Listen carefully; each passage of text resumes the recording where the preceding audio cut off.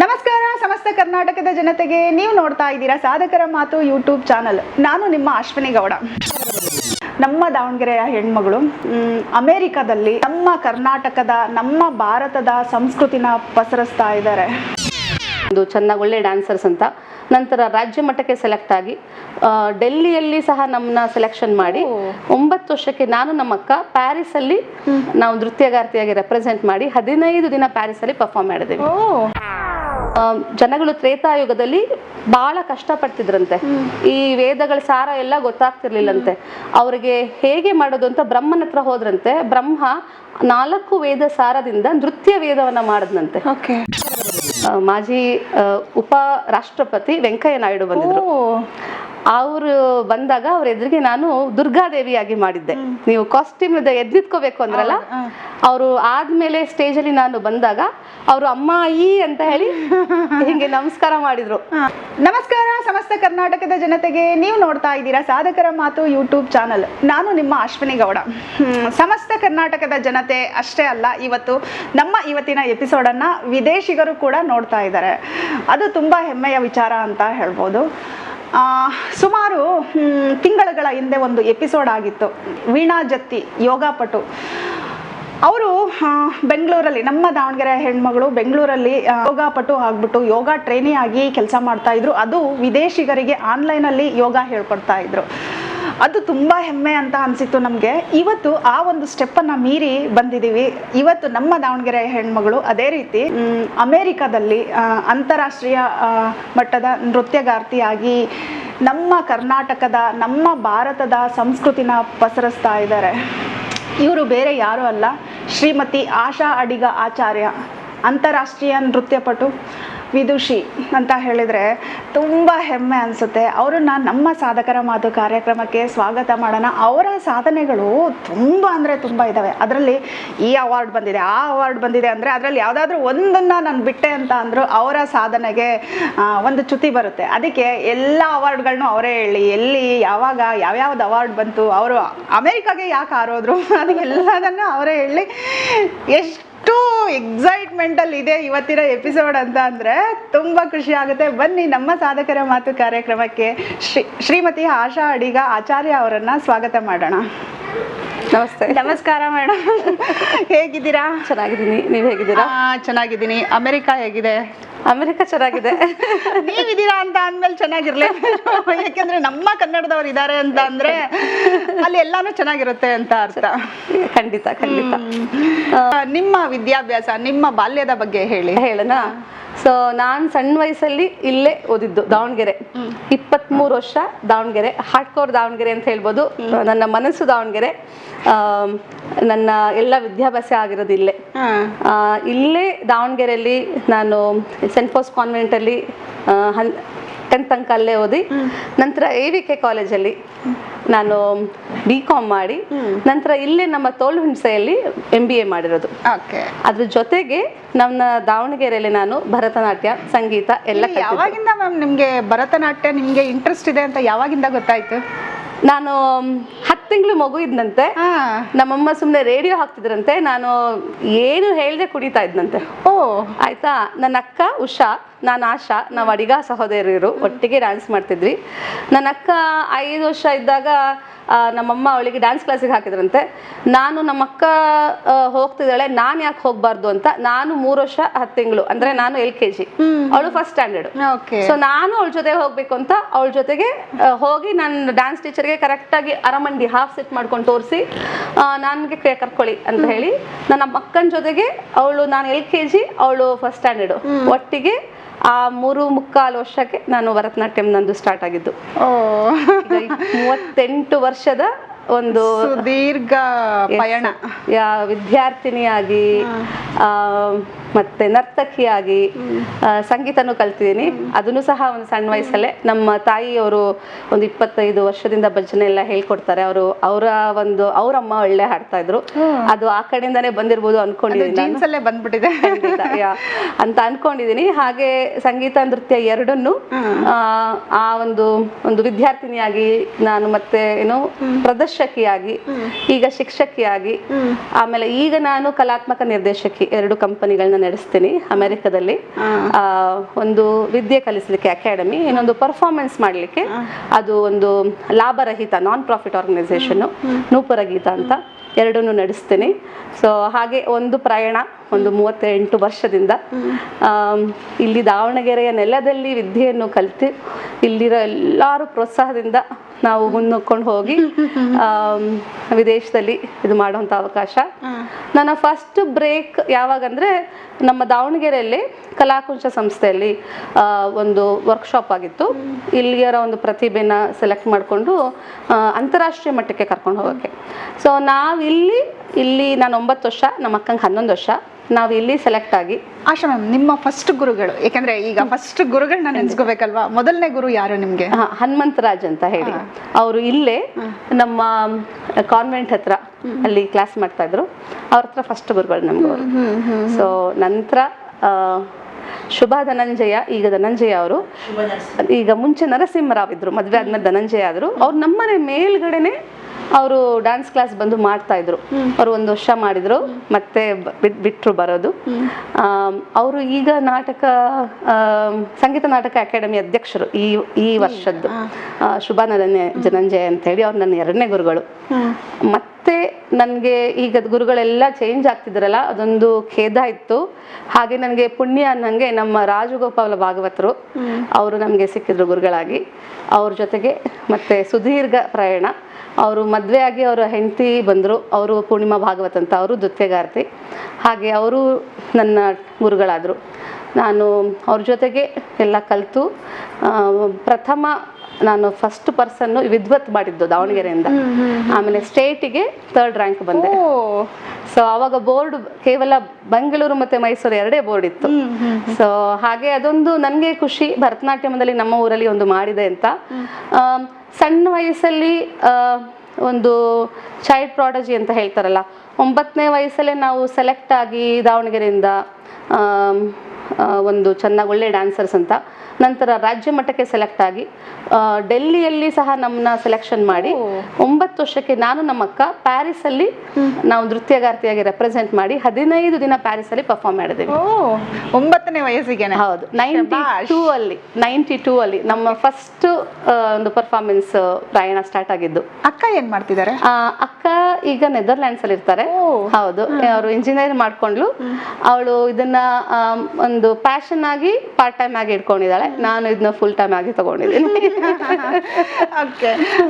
ಆಶಾ ma'am, ನಿಮ್ಗೆ ಈ ನೃತ್ಯ ಅಂತ ಬಂದಾಗ, ಭರತನಾಟ್ಯ ಅಂತ ಬಂದಾಗ ಅಮ್ಮನ ಸಪೋರ್ಟ್ ಹೇಗಿತ್ತು?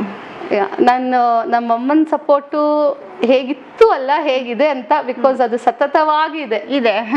ಅಂದ್ರೆ ಈಗ ನಾನು ಅಮೆರಿಕದಲ್ಲಿ ಇದ್ದೀನಿ ಅಂದ್ರೆ, ಈಗ ಅಮೆರಿಕದಲ್ಲಿ ಯಾರು ಕಾಸ್ಟ್ಯೂಮ್ ಮಾಡಲ್ಲ, ಕರೆಕ್ಟ್, ಜ್ಯುವೆಲರೀಸ್ ಯಾರು ಇರಲ್ಲ. ಸೊ ನನಗೆ ಒಂದೇ ಕಾಲು ಅಮ್ಮಂಗೆ ಬೇಕು ಅಂತ ಹೇಳಿ ಅವರೆಲ್ಲ ಇಲ್ಲಿ ವ್ಯವಸ್ಥೆ ಮಾಡಿ ಕಳಿಸ್ಕೊಡ್ತಾರೆ. ಶಿವಶಕ್ತಿ ಡ್ಯಾನ್ಸ್ ಡ್ರಾಮಾ ಮಾಡಿದ್ವಿ, ಸತ್ಯನಾರಾಯಣ ಕಥಾ ಡ್ಯಾನ್ಸ್ ಡ್ರಾಮಾ ಮಾಡಿದ್ದೀವಿ, ಇನ್ನು ರಾಮೇಶ್ವರ ಅಂತ ಮಾಡಿದ್ವಿ. ಕೇವಲ ರಾವಣನ ಕತೆ, ಅವ ವಿದ್ಯೆಯನ್ನ ಒಳ್ಳೆ ರೀತಿ ಯೂಸ್ ಮಾಡ್ಕೊಂಡ್ರೆ ಹೆಂಗೆ, ಅದನ್ನ ಕೆಟ್ಟ ರೀತಿ ಯೂಸ್ ಮಾಡ್ಕೊಂಡ್ರೆ ಏನೋ ಒಂದು ಸೋಷಿಯಲ್ ಮೆಸೇಜ್ ಅಲ್ಲಿ ನಾನು ಡ್ಯಾನ್ಸ್ ಡ್ರಾಮಾಗಳು ಪ್ರಯತ್ನ ಮಾಡ್ತೀನಿ. ಸೊ ಅದಕ್ಕೇನೋ ಬೇಕು ಅಂದ್ರೆ ಅಮ್ಮಂದೇ ಎಲ್ಲ ಸಪೋರ್ಟ್. ಈಗ ಸಣ್ಣ ವಯಸ್ಸಿಂದನೂ ಹಾಗೆ ನಮ್ಮನ್ನ ಎಲ್ಲೂ ಹೀಗೆ ಕಳಿಸ್ತಿರ್ಲಿಲ್ಲ. ಅವರು ಎಷ್ಟು ಫ್ಯಾಮಿಲಿ ಹೀಗೆ ಏನೋ ಎಷ್ಟು ತಮ್ಮಂದ್ರು ಮೈದ್ರಂದ್ರು ಮನೇಲಿ ಇರ್ತಿದ್ರು, ಆದ್ರೂ ನಮ್ಮ ನೃತ್ಯಕ್ಕೆ ಏನಾದ್ರೂ ಅವರೇ ಡ್ರೆಸ್ ಮಾಡೋದಿಂದ ಹಿಡಿದು ಎಲ್ಲ ಮಾಡೋದು ನಮ್ಮ ತಾಯಿ ಇಲ್ಲಿ ಸಪೋರ್ಟ್ ಇದ್ರು. ಮದುವೆ ಆಗಿ ಅಮೆರಿಕಕ್ಕೆ ಹೋದಾಗ ನನ್ನ ಕೈ ಕಟ್ಬಿಟ್ಟಿತ್ತು. ನಾನು ಸ್ಟೇಜಲ್ಲಿ ಎಷ್ಟು ಚೆನ್ನಾಗಿ ಡ್ಯಾನ್ಸ್ ಮಾಡ್ಬೋದು, ಅದನ್ನ ಎಕ್ಸ್ಪರ್ಟ್ ಆಗೋಕ್ಕೆ ಹೇಗೆ ಮಾಡ್ಬೋದು, ಅಲ್ಲಿ ತನಕ ಇಲ್ಲಿ ನಾವು ಮಾಡ್ಕೊಂಡು ಬಂದ್ವಿ. ಹಿಂದಿನದು ನಮ್ಮ ತಂದೆ ತಾಯಿ ಮಾಡ್ತಿದ್ರು, ನಮಗೆ ಕಾಣ್ತಾ ಇರಲಿಲ್ಲ, ಗೊತ್ತಾಗ್ತಾನೂ ಇರಲಿಲ್ಲ. ಅಲ್ಲಿ ಹೋದಾಗ ಯಾರ್ದು ಸಪೋರ್ಟ್ ಇಲ್ಲ. ಎಲ್ಲದು ಒಂದು ಬ್ಯಾಕ್ ಸ್ಟೇಜ್ ಅಂತ ಹೇಳ್ತಾರಲ್ಲ. ಸೊ ನಾವು ನಮ್ಮ ಮುಂಚೆ ಡ್ಯಾನ್ಸ್ ಮಾಡ್ತಿದ್ವಿ, ನಮ್ಮ ಅಪ್ಪ ಅಮ್ಮ ಹಿಂದೆ ಡ್ಯಾನ್ಸ್ ಮಾಡ್ತಿದ್ರು ಅಲ್ವಾ. ಸೊ ಆ ಹಿಂದೆ ಡ್ಯಾನ್ಸ್ ಮಾಡೋದು ಎಲ್ಲ ನಾವಲ್ಲಿ ಮಾಡಬೇಕಾಗಿತ್ತು. ಯಾಕಂದ್ರೆ ಅಲ್ಲಿ ಜನಗಳಿಗೂ ಅದ್ರ ಬಗ್ಗೆ ಏನು ಗೊತ್ತಿಲ್ಲ. ಸೊ ಹೇಗಂದ್ರೆ ನಾವು ಓಕೆ ಇದು ಭರತನಾಟ್ಯಮ್ಮು, ಇದಕ್ಕೆ ಸ್ಟೇಜ್ ಬೇಕು, ಸ್ಟೇಜಲ್ಲಿ ಕಾರ್ಪೆಟ್ ಹಾಕಬಾರ್ದು, ಓಕೆ ಅದನ್ನು ಹೇಳ್ಬೇಕು, ಇಲ್ಲಾಂದ್ರೆ ಕಾರ್ಪೆಟ್ ಇರುತ್ತೆ ಸ್ಟೇಜ್ ಅಲ್ಲಿ. ಹೌದು. ಸೊ ಕಾರ್ಪೆಟ್ ಹಾಕಬಾರ್ದು, ಈ ಡ್ಯಾನ್ಸ್ ನ ಹೀಗೆ ಅನೌನ್ಸ್ ಮಾಡಬೇಕು, ಲೈಟಿಂಗು ಡಿಸ್ಕೋ ಲೈಟಿಂಗ್ ಎಲ್ಲ ಡಗಡಗಡಗ ಅಂತ ಹಾಕಂಗಿಲ್ಲ, ಅದು ಒಂದು ಕಾನ್ಸ್ಟೆಂಟ್ ಲೈಟಿಂಗ್ ಕೊಡಬೇಕು, ಆ ಲೈಟಿಂಗ್ ಇರ್ಬೋದು, ಆ ಸೌಂಡು ಸಹ ಈಗ ಲೌಡ್ ಸ್ಪೀಕರ್ ಅಲ್ಲಿ ಕೊಡ್ತಾರಲ್ಲ ಮೂವಿಗೆಲ್ಲ, ಹಾಗೆಲ್ಲ ಕೊಡ್ಲಿಕ್ಕಿಲ್ಲ. ಭರತನಾಟ್ಯಂಗೆ ಒಂದು ಕಾನ್ಸ್ಟೆಂಟ್ ಅಲ್ಲಿ ಕೊಡ್ಬೇಕು. ಇದೆಲ್ಲದನ್ನು ನಾವು ಅಲ್ಲಿ ಹೇಳ್ಕೊಡ್ಬೇಕು, ಅದನ್ನ ಇನ್ಸ್ಟ್ರಕ್ಟ್ ಮಾಡ್ಬೇಕು. 1 ಗಂಟೆ ಕಾರ್ಯಕ್ರಮ ಇದ್ರೆ ಆ ಕಾರ್ಯಕ್ರಮಕ್ಕೆ ಕರೆಕ್ಟ್ ಆಗಿ ಈ ಹಾಡಲ್ಲಿ ಹೀಗೆ ಮಾಡ್ಬೇಕು ಎಲ್ಲದೂ ಹೇಳ್ಬೇಕು. ಮುಂಚೆ ನಮ್ಮ ತಾಯಿ ನಿರೂಪಣೆಗೆ ಏನ್ ಬೇಕು ಬರ್ಕೊಡ್ತಿದ್ರು, ನಮ್ಮ ತಂದೆ ಹಿಂದ್ಗಡೆ ಎಲ್ಲ ಏನ್ ಬೇಕು ಮಾಡ್ಕೊಡ್ತಾ ಇದ್ರು. ಅಲ್ಲಿ ಹೋಗಿ ಎಲ್ಲ ನಾವೇ ಮಾಡ್ಕೋಬೇಕು, ಪ್ಲಸ್ ಅಲ್ಲಿರೋರಿಗೂ ನಾವು ಜ್ಞಾನನ ಕೊಡ್ಬೇಕು. ಇದು ನಮ್ದು ನೃತ್ಯ, ಇದು ಹೀಗೆ ಆಗತ್ತೆ ಅನ್ನೋದೊಂದು ಮಾಡ್ತಾ ನಾವು ಹೋಗ್ಬೇಕು. ಅದು ಟೂ ಮಚ್ ಚಾಲೆಂಜಿಂಗ್ ಆಗಿರೋದಾಗ ಕೇವಲ ಸ್ಟೇಜ್ ಮೇಲೆ ಅಷ್ಟೇ ಅಲ್ಲ, ಸ್ಟೇಜ್ ಹಿಂದೆನೂ ಹೇಗೆ ಮಾಡ್ಕೋಬೇಕು ಅನ್ನೋದು ನಾವು ಕಲ್ತ್ಕೊಂಡ್ವಿ. ಹೆಚ್ಚಾಗಿ ಆ ದೇಶದಲ್ಲಿ ಅವ್ರನ್ನ ಹೇಗೆ ಮಾಡ್ಬೇಕು ಅನ್ನೋದು ಒಂದು ಕಲ್ತ್ಕೊಂಡ್ವಿ ಅಲ್ವಾ. ಶ್ರೀಮತಿಯವರ ಮಗಳಾಗಿದ್ದ ಆಶಾ ಅವರು ಶ್ರೀಮತಿ ಆಗಿದ್ದು ಯಾವಾಗ? 2006 ಅಲ್ಲಿ. ನನ್ನ ಅರೇಂಜ್ ಮ್ಯಾರೇಜು. ಏನು ನಾನು ಜಸ್ಟ್ 3rd ಸೆಮ್ MBA ಓದ್ತಾ ಇದ್ದೆ. ನಾನು ಇಲ್ಲೇ ದಾವಣಗೆರೆ ಉತ್ಸವ ಆಗಿತ್ತು, ನಾನು ನಿರೂಪಣೆಗೆ ಏನೋ ಮಾಡ್ಲಿಕ್ಕೆ ಸೀರೆ ಹಿಡ್ಕೊಂಡಿದ್ದೆ. ನಮ್ಮಮ್ಮ ಒಂದು ಪಿಕ್ಚರ್ ತೆಗ್ಸು ಅಂತಂದ್ರು. ನಮ್ಮ ತಂದೆ ತಾಯಿದು 25ನೇ ವರ್ಷದ್ದು ಮ್ಯಾರೇಜ್ ಆನಿವರ್ಸರಿ ಶ್ರೀನಿವಾಸ ಕಲ್ಯಾಣ ಮಾಡಿಸಿದ್ರು. ಅದಕ್ಕೆ ನಮ್ಮ ತಂದೆ ತಾಯಿ ಶ್ರೀಮತಿ ಅಡಿಗರು, ನಮ್ಮ ತಂದೆ ಚಂದ್ರಶೇಖರ್ ಅಡಿಗರು. ಆಗ ಶ್ರೀನಿವಾಸ ಕಲ್ಯಾಣ ಮಾಡಿಸಿದ್ರು. ಓಕೆ, ಮಗಳು ಇನ್ನೊಂದು MBA ಆದ್ಮೇಲೆ ಇದು ಮಾಡೋಣ ಅಂತ ಜಾತಕ ಅಂತ ಹೇಳ್ತಾರಲ್ಲ, ಅದನ್ನ ದೇವ್ರ ಮುಂದೆ ಇಟ್ಟಿದ್ರು. ಅದಾಗ ಒಂದು 15 ದಿನಕ್ಕೆ ಶ್ರೀನಿವಾಸ ಆಚಾರ್ಯರು ನಮ್ಗೆ ಕಾಲ್ ಬಂತು ಅವ್ರ ಮನೆಯಿಂದ. ಸೊ ಹೀಗೆ ನೋಡ್ತಾ ಇದ್ದೀವಿ, ಇವರು ಫಸ್ಟ್ ಹೊರಗಿಟ್ಬಿಟ್ಟಿದ್ದೇವಲ್ಲ, ಒಂದು ಜಾತಕ ಕೊಡೋಣ ನಮ್ಮ ಊರ್ ಕಡೆಯಿಂದ ಬಂದವ್ರಿಗೆ ಅಂತ. ನಾವು ಸೌತ್ ಕೇಂದ್ರ ಮೂಲದವರಲ್ವಾ, ಹಾಗೆ ಕೊಟ್ಟಿದ್ರು. ಅವ್ರದೇ ಫಸ್ಟ್ ಕಾಲ್ ಬಂದಿದ್ದು, ನಮ್ಮ ಮಗ ಅಮೆರಿಕಕ್ಕೆ ಹೋಗ್ತಿದ್ದಾನೆ ಇನ್ನೊಂದು ತಿಂಗಳಲ್ಲಿ, ನಾವು ಅವನನ್ನ 15 ದಿನ ನೋಡಕ್ ಬರ್ತೀವಿ ಅಂತ. So MBA 3rd sem exam time ಮಧ್ಯದಲ್ಲಿ ನೋಡಕ್ ಬಂದ್ರು. ನಾನು ಆಗ MBA ಫುಲ್ ಮುಗಿಸಿರ್ಲಿಲ್ಲ, ಬಟ್ ಭರತನಾಟ್ಯಂ ವಿದ್ವತ್ತಾಗಿತ್ತು, ಕ್ಲಾಸಸ್ ಮಾಡ್ತಾ ಇದ್ದೆ. ನನ್ನ ಕುಂಡಲಿಯಲ್ಲಿ ಫಸ್ಟ್ ಹೇಳಿದ್ದು ಅಲ್ಲಿ ನೃತ್ಯಗಾತಿ ಅಂತ ಬರೀರಿ, ಯಾಕಂದ್ರೆ MBA ಅಂತ ಕೇಳಕ್ ಬರೀರಿ, ಅಲ್ಲಿ ಡ್ಯಾನ್ಸ್ ಟೀಚರು ವಿದ್ವತ್ ಅಂತ ಫಸ್ಟ್ ಬರೀರಿ, ಯಾಕಂದ್ರೆ ನಾನು ಡ್ಯಾನ್ಸ್ನ ಯಾವತ್ತೂ ಬಿಡಲ್ಲ, ಹಾಗೆ ಅದನ್ನು ಕಂಟಿನ್ಯೂ ಮಾಡ್ತೀನಿ. ಯಾಕಂದ್ರೆ ಎಂಕರೇಜ್ ಮಾಡಬೇಕು. ನಮ್ಮ ತಂದೆ ತಾಯಿ ಇಷ್ಟು ವರ್ಷದಿಂದ ಮಾಡಿದ್ದಾರೆ, ಏನೋ ಒಂದು ದೇವರು ಏನೋ ಇದೊಂದು ಜವಾಬ್ದಾರಿ ಕೊಟ್ಟು ಕಳಿಸಿದಾನೆ ಅಂತ ಒಂದು ಮನಸ್ಸಿನಲ್ಲಿ ಭಾವನೆ. ನಮ್ಮ ಭರತನಾಟ್ಯಂ ಹೇಗೆ ಬಂತು ಅಂತ ನೋಡಿದ್ರೆ, ನಾಟ್ಯಶಾಸ್ತ್ರದಲ್ಲಿ ಭರತ ಮುನಿ, ಅದು ನಮ್ದು ಒಂದು ಬೈಬಲ್ ಇದ್ದಂಗೆ ಅಥವಾ ನಮ್ಮ ಭಗವದ್ಗೀತೆ ಇದ್ದಂಗೆ ನೃತ್ಯಕ್ಕೆ. ಅದರಲ್ಲಿ ಹೇಳ್ತಾನೆ, ಜನಗಳು ತ್ರೇತಾಯುಗದಲ್ಲಿ ಬಹಳ ಕಷ್ಟಪಡ್ತಿದ್ರಂತೆ, ಈ ವೇದಗಳ ಸಾರ ಎಲ್ಲ ಗೊತ್ತಾಗ್ತಿರ್ಲಿಲ್ಲಂತೆ. ಅವ್ರಿಗೆ ಹೇಗೆ ಮಾಡೋದು ಅಂತ ಬ್ರಹ್ಮನ ಹತ್ರ ಹೋದ್ರಂತೆ. ಬ್ರಹ್ಮ 4 ವೇದ ಸಾರದಿಂದ ನೃತ್ಯ ವೇದವನ್ನ ಮಾಡದ್ನಂತೆ. ಇದು ನಾಟ್ಯಶಾಸ್ತ್ರ ಹೇಳ್ತಾರೆ.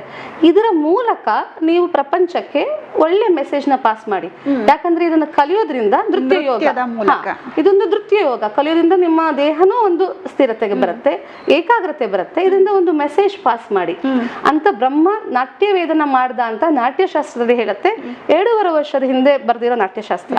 ಸೊ ಆ ಒಂದು ಮನಸ್ಸಿಗೆ ಒಂದು ಓದಿದಾಗ ಇದು ಏನೋ ಒಂದು ಜವಾಬ್ದಾರಿ ಕೊಟ್ಟು ನನಗೆ ಇದನ್ನ ಪಾಸ್ ಮಾಡ್ಲಿಕ್ಕೆ ಕಳಿಸ್ತೇನೆ ಅಂತ ಒಂದು ಉದ್ದೇಶದಿಂದ ನಾನು ಮಾಡಕ್ಕೆ ಪ್ರಯತ್ನ ಮಾಡ್ತೀನಿ ಯಾವಾಗ್ಲೂ. ಸೊ ಹಾಗೆ ಏನೋ ಒಂದು ಸಬ್ಜೆಕ್ಟ್ ತಗೊಳ್ಳೋದಿರ್ಬೋದು, ಅಥವಾ ಏನಾದ್ರು ಒಂದು ಡ್ಯಾನ್ಸ್ ಡ್ರಾಮಾದ ಇರ್ಬೋದು, ಅಥವಾ ಏನೋ ಒಂದು ಸಣ್ಣ ಕಾರ್ಯ ಮಾಡೋದಿರ್ಬೋದು, ನಾನು ಅನ್ಕೊಂತೀನಿ ನಮ್ಮ ಸಂಸ್ಕೃತಿ ಇರ್ಬೋದು, ಅಥವಾ ಒಂದು ನಮ್ಮ ಒಳ್ಳೆ ಹ್ಯುಮ್ಯಾನಿಟಿ ಅಥವಾ ಮಾನವೀಯತೆಯನ್ನ ಒಳ್ಳೆ ಮೆಸೇಜ್ನ ಇಲ್ಲಿ ಪಾಸ್ ಮಾಡಬೇಕು ಅನ್ನೋ ಉದ್ದೇಶದಿಂದ ಮಾಡಕ್ಕೆ ಪ್ರಯತ್ನ ಮಾಡ್ತಾ ಇದ್ದೀನಿ. ಭರತನಾಟ್ಯ ಅನ್ನೋದು ತಪಸ್ಸ ಹೇಳ್ಬೋದು, ಸಾಧನೆ ತಪಸ್ಸೆ. ಯಾಕೆಂದ್ರೆ ಆ ಕಾಸ್ಟ್ಯೂಮ್ ನೋಡಿದ್ರೆ ಎಂತವ್ರಿಗೂ ನಮಸ್ಕಾರ ಮಾಡ್ಬೇಕು ಅಂತ ಅನ್ಸುತ್ತೆ, ಎದ್ದು ನಿಲ್ಬೇಕು ಅಂತ ಅನ್ಸುತ್ತೆ, ಬಾಡಿನಲ್ಲಿ ಒಂದು ವೈಬ್ ಬರುತ್ತೆ. ಅದಕ್ಕೆ ಕೇಳ್ತಾ ಇದ್ದೀನಿ, ಒಂದು ತಪಸ್ಸ? ಹೌದು ಹೌದು, ನೀವು ಹೇಳಿದ ಕೂಡ ನೆನಪಾಯ್ತು, ಗೊತ್ತಿಲ್ಲ.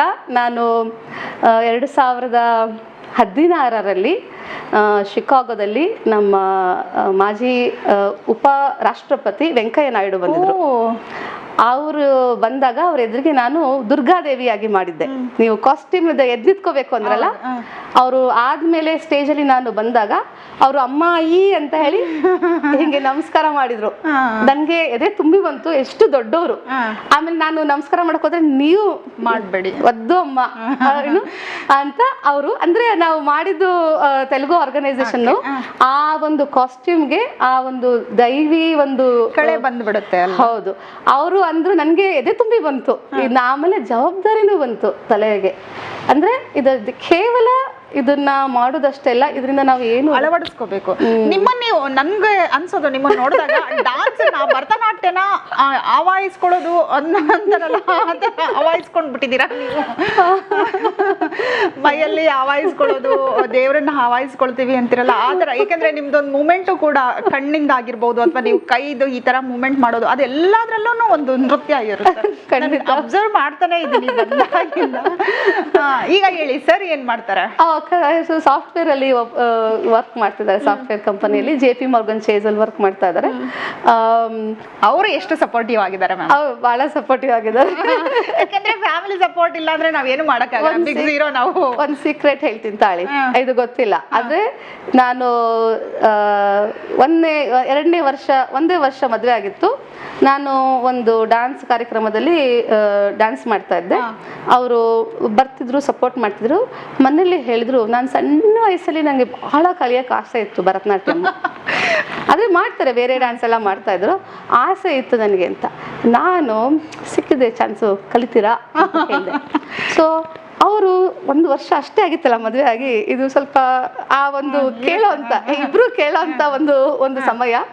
ಸರಿ, ಯಾಕೆ ಕಲಿಯಬಾರ್ದು ಅಂತ ಹೇಳಿದ್ರು. ನೆಕ್ಸ್ಟ್ ದಿವಸ ಅವ್ರಿಗೆ ಡ್ಯಾನ್ಸ್ ಕ್ಲಾಸ್ ಸ್ಟಾರ್ಟ್ ಮಾಡಿದೆ. ಈಗ ಅವರು ಶ್ರೀನಿವಾಸ ಆಚಾರ್ಯ ಒಳ್ಳೆ ಭರತನಾಟ್ಯ ನೃತ್ಯಪಟು. ಖಂಡಿತ ನಂದೇ ಶಿಷ್ಯರು ಅವರು. ನಂತರ ಈಗೆಲ್ಲ ಪ್ರೊಡಕ್ಷನ್ಸ್ ಅಲ್ಲಿ ಅವರು ಮೇನ್ ರೋಲ್ ಆಗಿ ಮಾಡ್ತಾರೆ. ಈಗ ಒಂದು 10-12 ವರ್ಷ ಆಯ್ತು ಅವರು ಡ್ಯಾನ್ಸ್ ಕಲಿ ಸ್ಟಾರ್ಟ್ ಮಾಡಿ.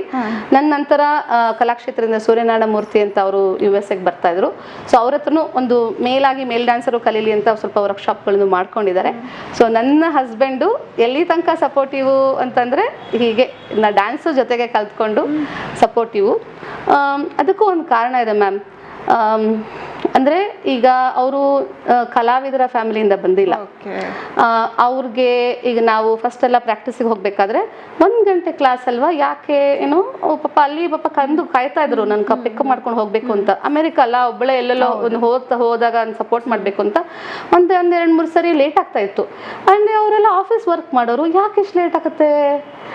1 ಗಂಟೆ ಅಂದ್ರೆ 1 ಗಂಟೆ ಮುಗಿಸ್ಬೇಕು, ಅಥವಾ ಇನ್ನೂ ಒಂದು ಅರ್ಧ ಗಂಟೆ ಆಗ್ಬೋದು. ಆದ್ರೆ ನಮ್ದು ಕಲಾತ್ಮಕ ವಿಷಯದಲ್ಲಿ ಟೈಮ್ ಇರಲ್ಲ ನೋಡ್ರಿ. ಸೊ ಒಂದ್ಸರಿ ಏನೋ ಕುತ್ಕೋತೀವಿ, ಏನೋ ವರ್ಕ್ ಮಾಡ್ತಿರ್ತೀವಿ, ಇದು ತಾಳ ಕರೆಕ್ಟ್ ಆಗಲ್ಲ, ಇದು ಸರಿ ಆಗಲ್ಲ, ಇದು ಮಾಡೋಣ ಏನೋ ಕುತ್ಕೋತೀವಿ.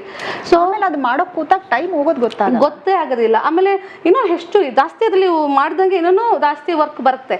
ಸೊ ಈಗ ಅವರಿಗೆ ಅದು ನನಗೆ ಅವಾಗ ಅನಿಸ್ತು, ಇವರು ಏನೋ ಸ್ವಲ್ಪನಾರು ಈ ಕ್ಷೇತ್ರದಲ್ಲಿದ್ರೆ ಅದು ಅವ್ರಿಗೆ ಅರ್ಥ ಮಾಡ್ಕೊಳ್ಳೋ ಗೊತ್ತಾಗತ್ತೆ ಅಂತ. ನಾನು ಅವ್ರು ಕೇಳ್ದಾಗ ಸಿಕ್ಕಿದೆ ಚಾನ್ಸ್ ಅಂತ ಮಾಡಿದೆ. ಅವ್ರು ಜಸ್ಟ್ ಏನೋ ಒಂದು ಫ್ಯಾನ್ಸಿಯಾಗಿ, ಏನೋ ಫ್ಯಾಷನ್ ಆಗಿ ಕಲೀಲಿಲ್ಲ, ಬಹಳನೇ ಚೆನ್ನಾಗಿ ಕಲ್ತ್ಕೊಂಡು ಮಾಡಿದ್ರು. ಅದರಿಂದ ನನಗೆ ಅವರು ಸ್ವಲ್ಪ ಅರ್ಥ ಮಾಡ್ಕೊಳ್ಳೋಕೆ ಅನುಕೂಲ ಆಗುತ್ತೆ.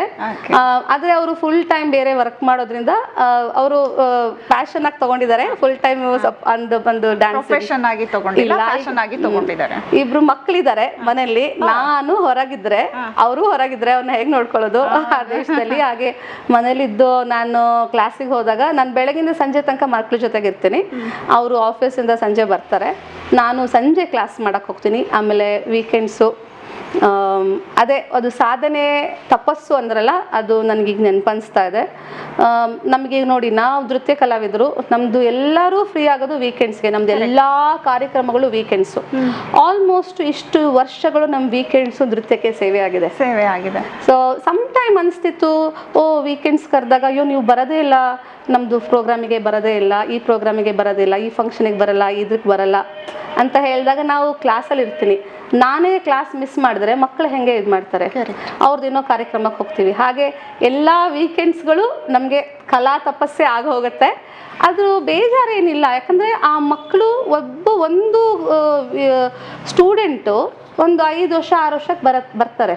ಅವರು ಒಂದು 15 ವರ್ಷಕ್ಕೆ 18 ವರ್ಷಕ್ಕೆ ಅವರೊಂದು ರಂಗ ಪ್ರವೇಶ ಮಾಡಿ ಅಥವಾ ರಂಗೇಟ್ರ ಮಾಡಿ ಜೂನಿಯರ್ ಸೀನಿಯರ್ ಎಕ್ಸಾಮ್ ಎಲ್ಲ ತಗೊಂಡು ಹೋದಾಗ ಅದೊಂದು ಪ್ರೊಡಕ್ಷನ್, ಒಂದು ಮಗು ಹೌದು ಒಂದು ನಮ್ಮ ಹತ್ರ ಬಂದು ಒಂದು ನೃತ್ಯಗಾರ್ತಿಯಾಗಿ ಅವರು ಒಂದು ಕನ್ವರ್ಟ್ ಆಗಿ ಹೋಗೋದು ಒಂದು ಪ್ರೊಡಕ್ಷನ್, ಅದು ನೋಡೋದೇ ಒಂದು ತೃಪ್ತಿ ನಮಗೆ. ನಿಮ್ಮ ಇಬ್ರು ಮಕ್ಳು ಏನ್ ಮಾಡ್ತಾರ ಮ್ಯಾಮ್? ನನಗೆ ದೊಡ್ಡ ಮಗಳು 17 ವರ್ಷ, ಈಗ ಅವಳು 11ನೇ ಕ್ಲಾಸ್ ಓದ್ತಾ ಇದ್ದಾಳೆ. ನನ್ನ 2ನೇ ಮಗ 10 ವರ್ಷ 5ನೇ ಕ್ಲಾಸ್ ಓದ್ತಾ ಇದ್ದಾನೆ. ನನ್ನ ದೊಡ್ಡ ಮಗಳು ಡ್ಯಾನ್ಸು ಮ್ಯೂಸಿಕ್ಕು ಎರಡೂ ಮಾಡ್ತಾಳೆ, ಆಮೇಲೆ ವೈಲಿನು ಪ್ಲೇ ಮಾಡ್ತಾಳೆ. ಹೌದು, ಇಂಡಿಯನ್ ವೆಸ್ಟರ್ನ್ ವೈಲಿನು. ಅವಳದು 2 ವರ್ಷದ ಹಿಂದೆ ರಂಗ ಪ್ರವೇಶ ಆಯಿತು. ಅಲ್ಲಿ ಸಹ ಎಷ್ಟು ಕಾಂಪಿಟೇಷನ್ಸ್ಗೆಲ್ಲ ಹೋಗ್ತಾಳೆ, ಮಾಡ್ತಾಳೆ. ಈಗ ನಂದು ಡ್ಯಾನ್ಸ್ ಕ್ಲಾಸಲ್ಲಿ ಅಸಿಸ್ಟೆಂಟ್ ಆಗಿನೂ ಹೆಲ್ಪ್ ಮಾಡ್ತಾಳೆ ನನಗೆ. ಆಮೇಲೆ ಅವಳು ವೈಲಿನ್ನು ಮತ್ತು ಇಂಡಿಯನ್ ವೆಸ್ಟರ್ನ್ ಎರಡೂ ಪ್ಲೇ ಮಾಡ್ತಾಳೆ. ಸ್ಕೂಲಲ್ಲಿ ಅದನ್ನ ಏನಾದ್ರು ಒಂದು ಮ್ಯೂಸಿಕ್ ಪ್ರೊಡಕ್ಷನ್ ಥರ ಒಂದೆರಡು ಚಾನೆಲ್ ಇಟ್ಕೊಂಡಿರಲ್ಲ, ಅವಳು ಒಂದು ಮ್ಯೂಸಿಕ್ ತಾನೇ ಮಾಡ್ತಾಳೆ, ಮ್ಯೂಸಿಕ್ನ ಅದನ್ನೆಲ್ಲ ಹಾಕೋಕ್ಕೆ. ಹಾಗೆ ಅವಳು ಇದ್ರಲ್ಲಿ ನನಗೆ ಹೆಲ್ಪ್ ಮಾಡ್ತಾಳೆ. ಮತ್ತು ನನ್ನ ಮಗನೂ ಡ್ಯಾನ್ಸ್ ಕಲಿತಾ ಇದ್ದಾನೆ. ಈ ವರ್ಷ ಫಸ್ಟ್ ಜೂನಿಯರ್ ಲೆವೆಲ್ 1 ಎಕ್ಸಾಮ್ ತೊಗೊಂಡಿದ್ದಾನೆ. ಅದು ನಂದು ಅಕಾಡೆಮಿ ಪೊಟ್ಟಿ ರಾಮದಾಸಲು ಯೂನಿವರ್ಸಿಟಿ, ಅಲ್ಲಿ ಸಿರಿಕಾನಂದ ಇನ್ಸ್ಟಿಟ್ಯೂಟ್ ಜೊತೆಗೆ ಅಫಿಲಿಯೇಟ್ ಆಗಿದೆ. ಸೊ ಮಕ್ಕಳು ಜೂನಿಯರ್ ಸೀನಿಯರ್ ಎಕ್ಸಾಮ್ ತಗೋತಾರೆ, ಇಲ್ಲಿ ಹೇಗೆ ಆಗುತ್ತೋ ಹಾಗೆ. ಸೊ ಹಾಗೆ ಮಕ್ಕಳು ಅವನು ಡ್ಯಾನ್ಸ್ ಕಲಿತಾನೆ. ಒಂದಿನ ಹೇಳ್ದೆ, ನನ್ನ ಮಕ್ಳಿಗೆ ಯಾವತ್ತೂ ನೀವು ಕಲಿಬೇಕು, ನೀವೆಲ್ಲ ಅಮ್ಮ ಡ್ಯಾನ್ಸರ್ ಅಂತ ಯಾವತ್ತೂ ಹೇಳಿಲ್ಲ. ಒಂದಿನ ನನ್ನ ಹಸ್ಬೆಂಡ್, ನನ್ನ ಮಗಳು ಡ್ರೆಸ್ ಮಾಡ್ಕೊಂಡಿದ್ಲು, ನಾನು ಡ್ರೆಸ್ ಮಾಡ್ಕೊಂಡಿದ್ದೆ, ಪ್ರೋಗ್ರಾಮ್ ಇತ್ತು. ಇವನ್ ಬಂದ, ಎಲ್ಲರೂ ಹಾಕೊಂಡಿದ್ದಾರೆ, ನಾನು ಯಾಕೆ ಹಾಕೊಂಡಿಲ್ಲ ಡ್ಯಾನ್ಸ್ ಡ್ರೆಸ್ಸು? ನಾನು ಹೇಳಿದೆ, ಡ್ಯಾನ್ಸ್ ಡ್ರೆಸ್ ಸುಮ್ಮನೆ ಕೊಡಲ್ಲ, ಡ್ಯಾನ್ಸ್ ಕ್ಲಾಸಿಗೆ ಬರಬೇಕು, ಎಲ್ಲ ಕಲಿಬೇಕು, ಹಂಗಾದ್ರಷ್ಟೇ ಕೊಡ್ತೀನಿ. ಸರಿ ಮಾಡ್ತೀನಿ ಅಂತ ಹೇಳ್ದ. ಅವನು ಕಲಿಸ್ತಾ ಇದ್ದಾನೆ ಡ್ಯಾನ್ಸು. ಆ ಅಟ್ಮಾಸ್ಫಿಯರ್ ಅನ್ನೋದು ಎಷ್ಟು ಇಂಪಾರ್ಟೆಂಟ್ ಆಗುತ್ತೆ ನೋಡಿ, ಮಕ್ಕಳ ಮನಸ್ಸು ಮೇಲೆ ಎಷ್ಟು ಪರಿಣಾಮ ಬೀರುತ್ತೆ. ಅದಕ್ಕೆ ಒಳ್ಳೆ ವಾತಾವರಣ ಇರಬೇಕು. ಅವ್ರು ಯಾವ ವಾತಾವರಣ ಇರುತ್ತೆ ಆ ವಾತಾವರಣಕ್ಕೆ ಹೋಗ್ಬಿಡ್ತಾರೆ ಅಂತ ಅನ್ನೋದಕ್ಕೆ ನೀವು ಹೇಳಿದ್ದು ಬೆಸ್ಟ್ ಎಕ್ಸಾಂಪಲ್ ಈ ಇನ್ಸಿಡೆಂಟ್. ಖಂಡಿತ. ದಾವಣಗೆರೆನ ಎಷ್ಟು ಮಿಸ್ ಮಾಡ್ಕೊಳ್ತೀರಾ? ಭಾಳ ಮಿಸ್ ಮಾಡ್ಕೋತೀನಿ, ಭಾಳ ಮಿಸ್ ಮಾಡ್ತೀನಿ. ಈಗಲ್ಲ, ನಾನು ಎಲ್ಲಾ ಹೆಣ್ಮಕ್ಳ ಪರವಾಗಿ ಕೇಳ್ತೀನಿ, ಯಾಕೆಂದ್ರೆ ವಿದೇಶದಲ್ಲಿರೋ ನಮ್ಮ ಕನ್ನಡಿಗ ಹೆಣ್ಮಕ್ಳ ಬಗ್ಗೆ ಅಥವಾ ನಮ್ಮ ಇಂಡಿಯನ್ ಹೆಣ್ಮಕ್ಳ ಬಗ್ಗೆ ಕೇಳ್ತೀನಿ, ಭಾರತೀಯ ಹೆಣ್ಮಕ್ಳ ಬಗ್ಗೆ. ಯಾಕಂದ್ರೆ ಎಲ್ಲಾರು ಬಿಟ್ಟು ಹೋಗಿರ್ತೀರಾ, ಇಷ್ಟು ವರ್ಷ 25 ವರ್ಷ ಇಲ್ಲಿ ಇದ್ಬಿಟ್ಟು 27-28 ವರ್ಷ ಇಲ್ಲಿ ಇದ್ಬಿಟ್ಟು ಸಡನ್ ಆಗಿ ಬೇರೆ ಪ್ರಪಂಚಕ್ಕೆ ಹೋಗ್ತೀರಾ. ಇವಾಗ ನಾನು ಇದೇ ದಾವಣಗೆರೆನಲ್ಲೇ ಮದ್ವೆ ಆಗಿರ್ತೀನಿ, ಇಲ್ಲಿಂದ ಒಂದು 4-5 ಕಿಲೋಮೀಟರ್ ದೂರದಲ್ಲಿ ಬೇರೆ ಮನೆಗೆ ಹೋಗ್ತೀನಿ, ಗಂಡನ ಮನೆಗೆ. ಅಲ್ಲಿ ಅಡ್ಜಸ್ಟ್ ಆಗ್ಲಿಕ್ಕೆ ನಮಗೆ 2 months ಅಲ್ಲ 2 years 3 years ಈ ತರ ಬೇಕಾಗುತ್ತೆ. ಬಟ್ ನೀವು ಎಲ್ಲಾನು ಚೇಂಜ್ ಆಗುತ್ತೆ ಮ್ಯಾಮ್ ಸಡನ್ ಆಗಿ. ನಿಮ್ಮ ಏನಂದ್ರೆ ಇಡೀ ದೇಶನೇ ಚೇಂಜ್ ಆಗುತ್ತೆ, ಊರು ಚೇಂಜ್ ಆಗುತ್ತೆ. ಬರೀ ಇಲ್ಲಿ ಊರು ಚೇಂಜ್ ಆಗಿದ್ದಕ್ಕೆ, ಜಿಲ್ಲೆ ಚೇಂಜ್ ಆಗಿದ್ದಕ್ಕೆ, ಊರು ಚೇಂಜ್ ಆಗಿದ್ದಕ್ಕೆ ನಾವು ವರ್ಷಗಟ್ಟಲೆ ರಾದ್ದಾಂತಗಳೆಲ್ಲ ಆಗುತ್ತೆ, ಏನೇನೋ ಆಗುತ್ತೆ ಲೈಫಲ್ಲಿ ಅಡ್ಜಸ್ಟ್ ಆಗ್ಲಿಕ್ಕೆ. ಹೆಂಗೆ ಮ್ಯಾಮ್ ನೀವೆಲ್ಲ ಅಲ್ಲಿ? ನಮ್ದು ಸ್ಟ್ರಗಲ್ ಇದೆ ಮ್ಯಾಮ್. ಯಾಕಂದ್ರೆ ಎಲ್ಲಾ ಹೆಣ್ಮಕ್ಳು ಪರವಾಗಿ ನಾನು ಪ್ರಶ್ನೆ ಮಾಡ್ತಾ ಇದ್ದೀನಿ. ಖಂಡಿತ. ನಾವು ದೇಶ ಬಿಟ್ಟು ಹೋಗಿರ್ತೀವಿ, ಹೇಳ್ಕೊಡೋರಿರಲ್ಲ. ಸಣ್ಣ ವಯಸ್ಸಲ್ಲೇ ನನಗೂ ಮದ್ವೆ ಆಗಿದ್ದು. ನಮ್ಮವರು ಅಂತ ಯಾರು ಇರಲ್ವಲ್ಲ. ಇವಾಗ ಪಕ್ಕದ ಮನೆಗೆ ಹೋದ್ರೆ ನಮ್ಮವ್ರು ಸಿಗ್ತಾರೆ. ಹೌದು, ವಾಟ್ಸ್ಆಪ್ ಇರ್ಲಿಲ್ಲ ಮ್ಯಾಮ್ ಅವಾಗ.